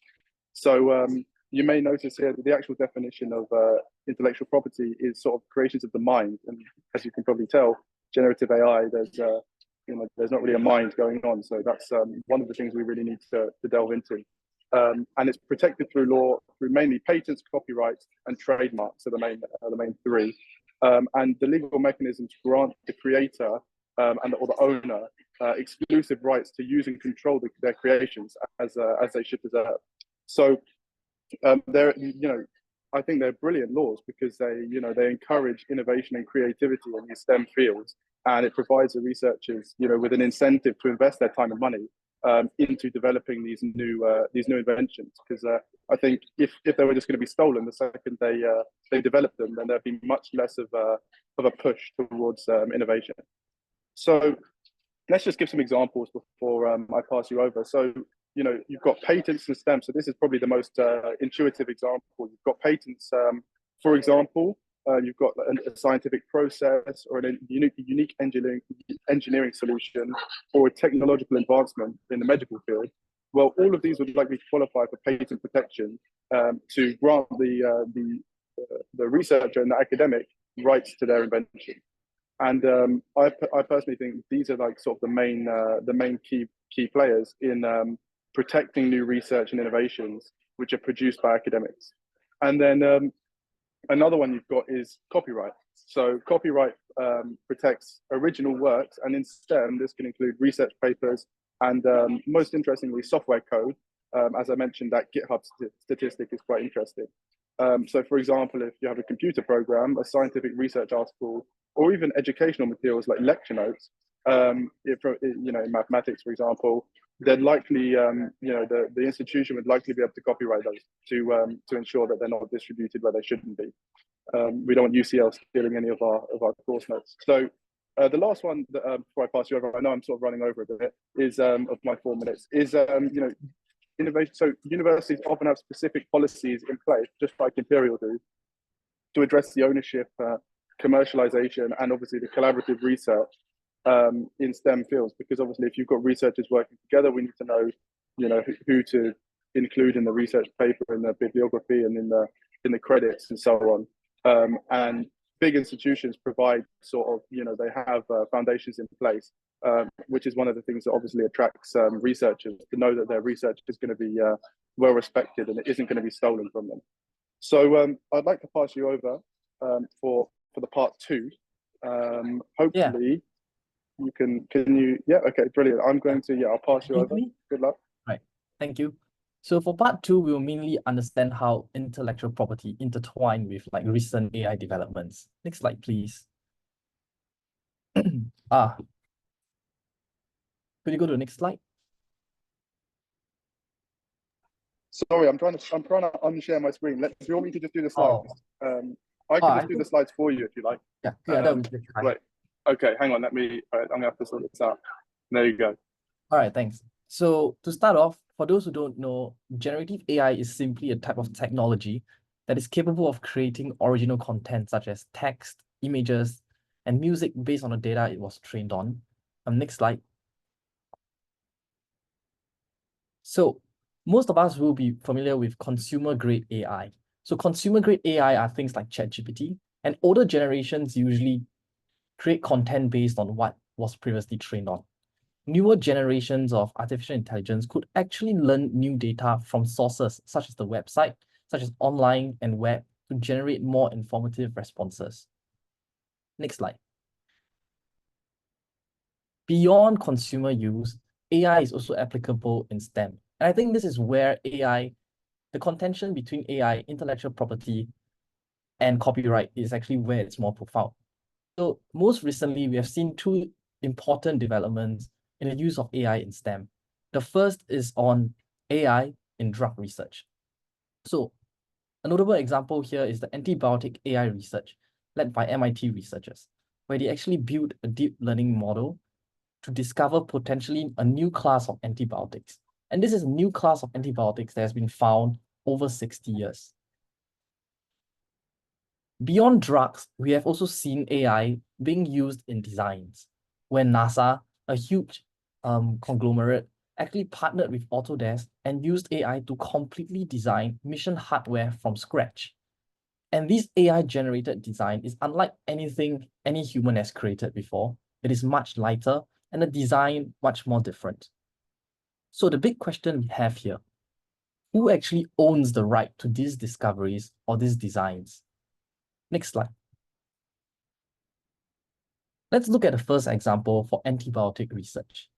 In the case of antibiotic research, AI actually aids researchers, but they do not completely replace them. As we have seen, the researchers took about 3 years. 21 researchers built a custom machine learning model. They trained them to understand how the proteins and the molecules interact. The AI's sole role in this project was mainly to investigate 12 million compounds and narrow them down to about 283 to help researchers investigate compounds faster. So we note here that AI was simply a tool to speed up the research time. But the main research work is still about analyzing the compounds, tweaking the compounds, conducting lab tests, animal tests, and future clinical trials. Next slide. So who owns the intellectual property to discovery? Is it the AI, the company that built the AI model, the researchers, or could we even attribute IP rights to the content created by generation AI? Next slide. In that scenario, we would say the researchers who tuned the AI actually probably own the IP. Next slide. However, there are cases where it is not so clear who owns the intellectual property. Commercially, OpenAI's policy is that they do not claim copyright over the content generated. So the user actually owns the content created by AI. But when we talk about offering patents and copyright protection, could we actually offer this to the inventor if it is generated by AI? For example, in NASA's EXCITE mission, the mission hardware was built completely from AI. Or social media influencers, these images are created completely out of AI. Do we then say a human actually owns these images? Or architectural designs, where buildings and designs and floor plans are designed by AI completely. So now I'll pass the time over, where the next speaker will explain more about concept if AI can be an inventor. So I'm going to follow up on what Marcus was talking about regarding patents in AI. Next slide. Yeah, so patents are not quite like copyright. They are concerned with the invention itself and, not the process of the invention.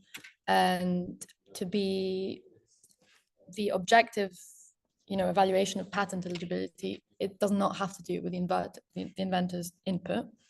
And you can have, accidental discoveries or ideas in your dreams, or, something that you thought, which can qualify for a patent if it fills the necessary standards by the patent office. The identity of the inventor is very important for determining who owns the patent, and only sort of the original person that came up with the idea and the legal successors, like you can set a successor to your idea through a contract or an agreement or inheritance even, they can be only granted the patent rights. Next slide.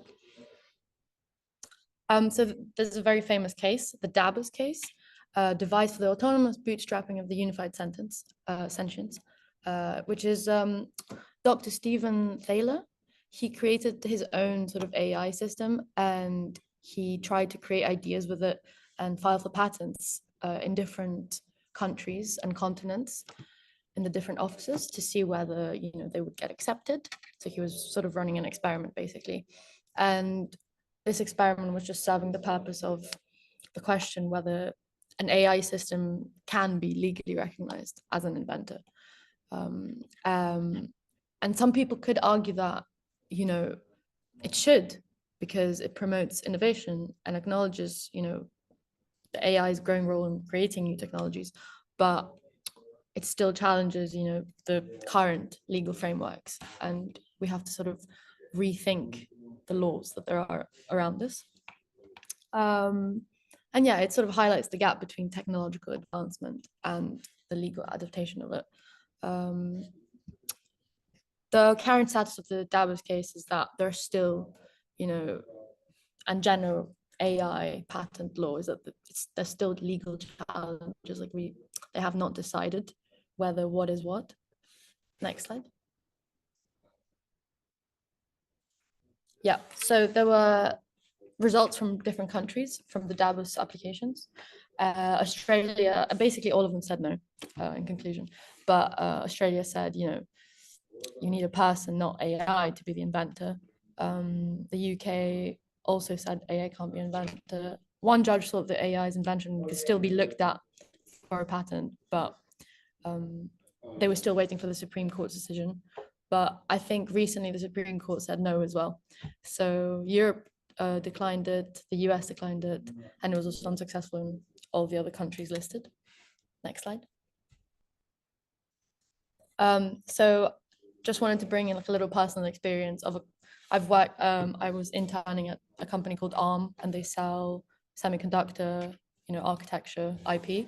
And when I was working there, my supervisor, advised me like I can use ChatGPT for, like, I was writing code in Python, and I had to use a new library called Pandas, and I was asking her questions about it, and she was like, you should use ChatGPT regarding the syntax and how to use it. But that sort of, I found myself in a really challenging position, because how do I know when I've gone too far? like what is too much, there's like a difference between, it's like a really fine line whether, you're just asking for help with how to use something or you're asking to produce something from scratch. So that's sort of where the challenge is brought in. And it's similar to the Dabith case, because you don't know, like, if someone has completely generated a code using AI, does that still qualify as IP? And I overheard that Arm was also considering making their own internal AI system. But then again, is that still, does it qualify for a patent? Is it still an inventor, the AI itself, and not a human? But yeah, and there could also be, some people argue that, there could be opportunities for partnerships with AI companies to like develop technology together. But it's still very challenging, and most patent offices say no. So carry on to the future directions and the recommendations for UK IP law reform. Next slide, please. So the first one I'm talking about is we are introducing the pivotal role that AI law plays in nurturing innovation, creativity, and economic development. So in recent years, AI's burgeoning role in creating content has sparked pressing questions about copyright ownership and infringement. Necessitating clear guidelines on IP rights for works generated by AI, the graph here illustrates the explosive growth in generative AI in education markets, indicating the urgency of these legal clarifications. Next slide, please.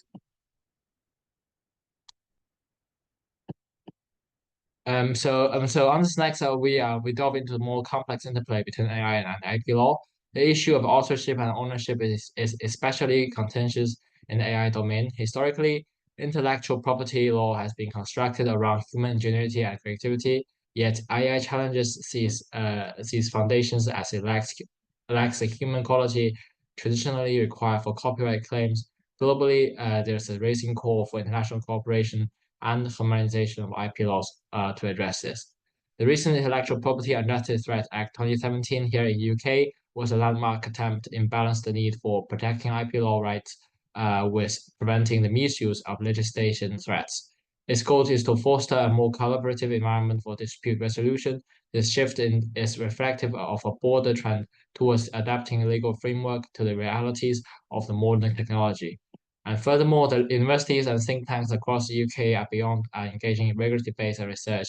They're examining the potential of the AI to transform industries, questioning how traditional AI IP laws apply to software they can learn, adapt, and integrate. And next slide, please. So turning our attention to the future, we can see that direction IP law reform is not just reactive, but anticipatory. As we aim to bridge the current gaps in legislation, we must also foresee the potential challenges that emerging AI technologies may bring. For instance, deep learning and neural networks could revolutionize how we approach creative processes, potentially requiring us to rethink the very definition of authorship. The UK is poised to be at the forefront of this change by contemplating a nuanced IP framework that can counter to these advancements. Ethical considerations will still be a cornerstone at this stage. We need to ensure that AI growth is aligned with our societal values, preventing issues such as misuse of deepfakes or the perpetuation of biases. Moreover, this reform is a domestic matter as an opportunity for the UK to lead on the global stage. Next slide, please. And finally, we must initiate a comprehensive review of the current IP laws. This review should not only pinpoint the ambiguities, but also consider the pace of AI development. We must ask ourselves how the law can remain flexible enough to adapt to technologies that haven't been convinced yet. In clarifying AI generative works, the focus should be on creating a legal definition that is both inclusive and precise. The rights of AI operators, users, and developers need to be clearly delineated to avoid future disputes and encourage responsible use of and innovation in AI. Moving on, we are considering the establishment of new categories of IP rights. This would specifically address the unique nature of AI-generated content, recognizing the contribution of the AI while also protecting the interests of human creators. The newest approach acknowledges the collaborative efforts but between human intelligence and artificial intelligence in the creative process. The promotion of ethical AI technology of development is not about guidelines, it's also about integrating ethics in the life cycle of AI development and usage. And after these, I think after these actionable steps are taken, we can foster a safer background and playground for the generative AI in this IP vector. Thank you. All right. Well, thank you, everyone. I have a few questions. Of course, people are always welcome to post questions in the chat. I mean, the first one really is, how far did you use generative AI to produce your slides and the content?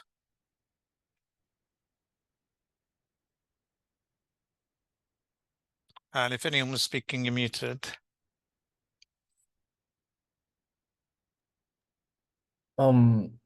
We didn't actually use much generative AI. Most of the examples were quite live examples.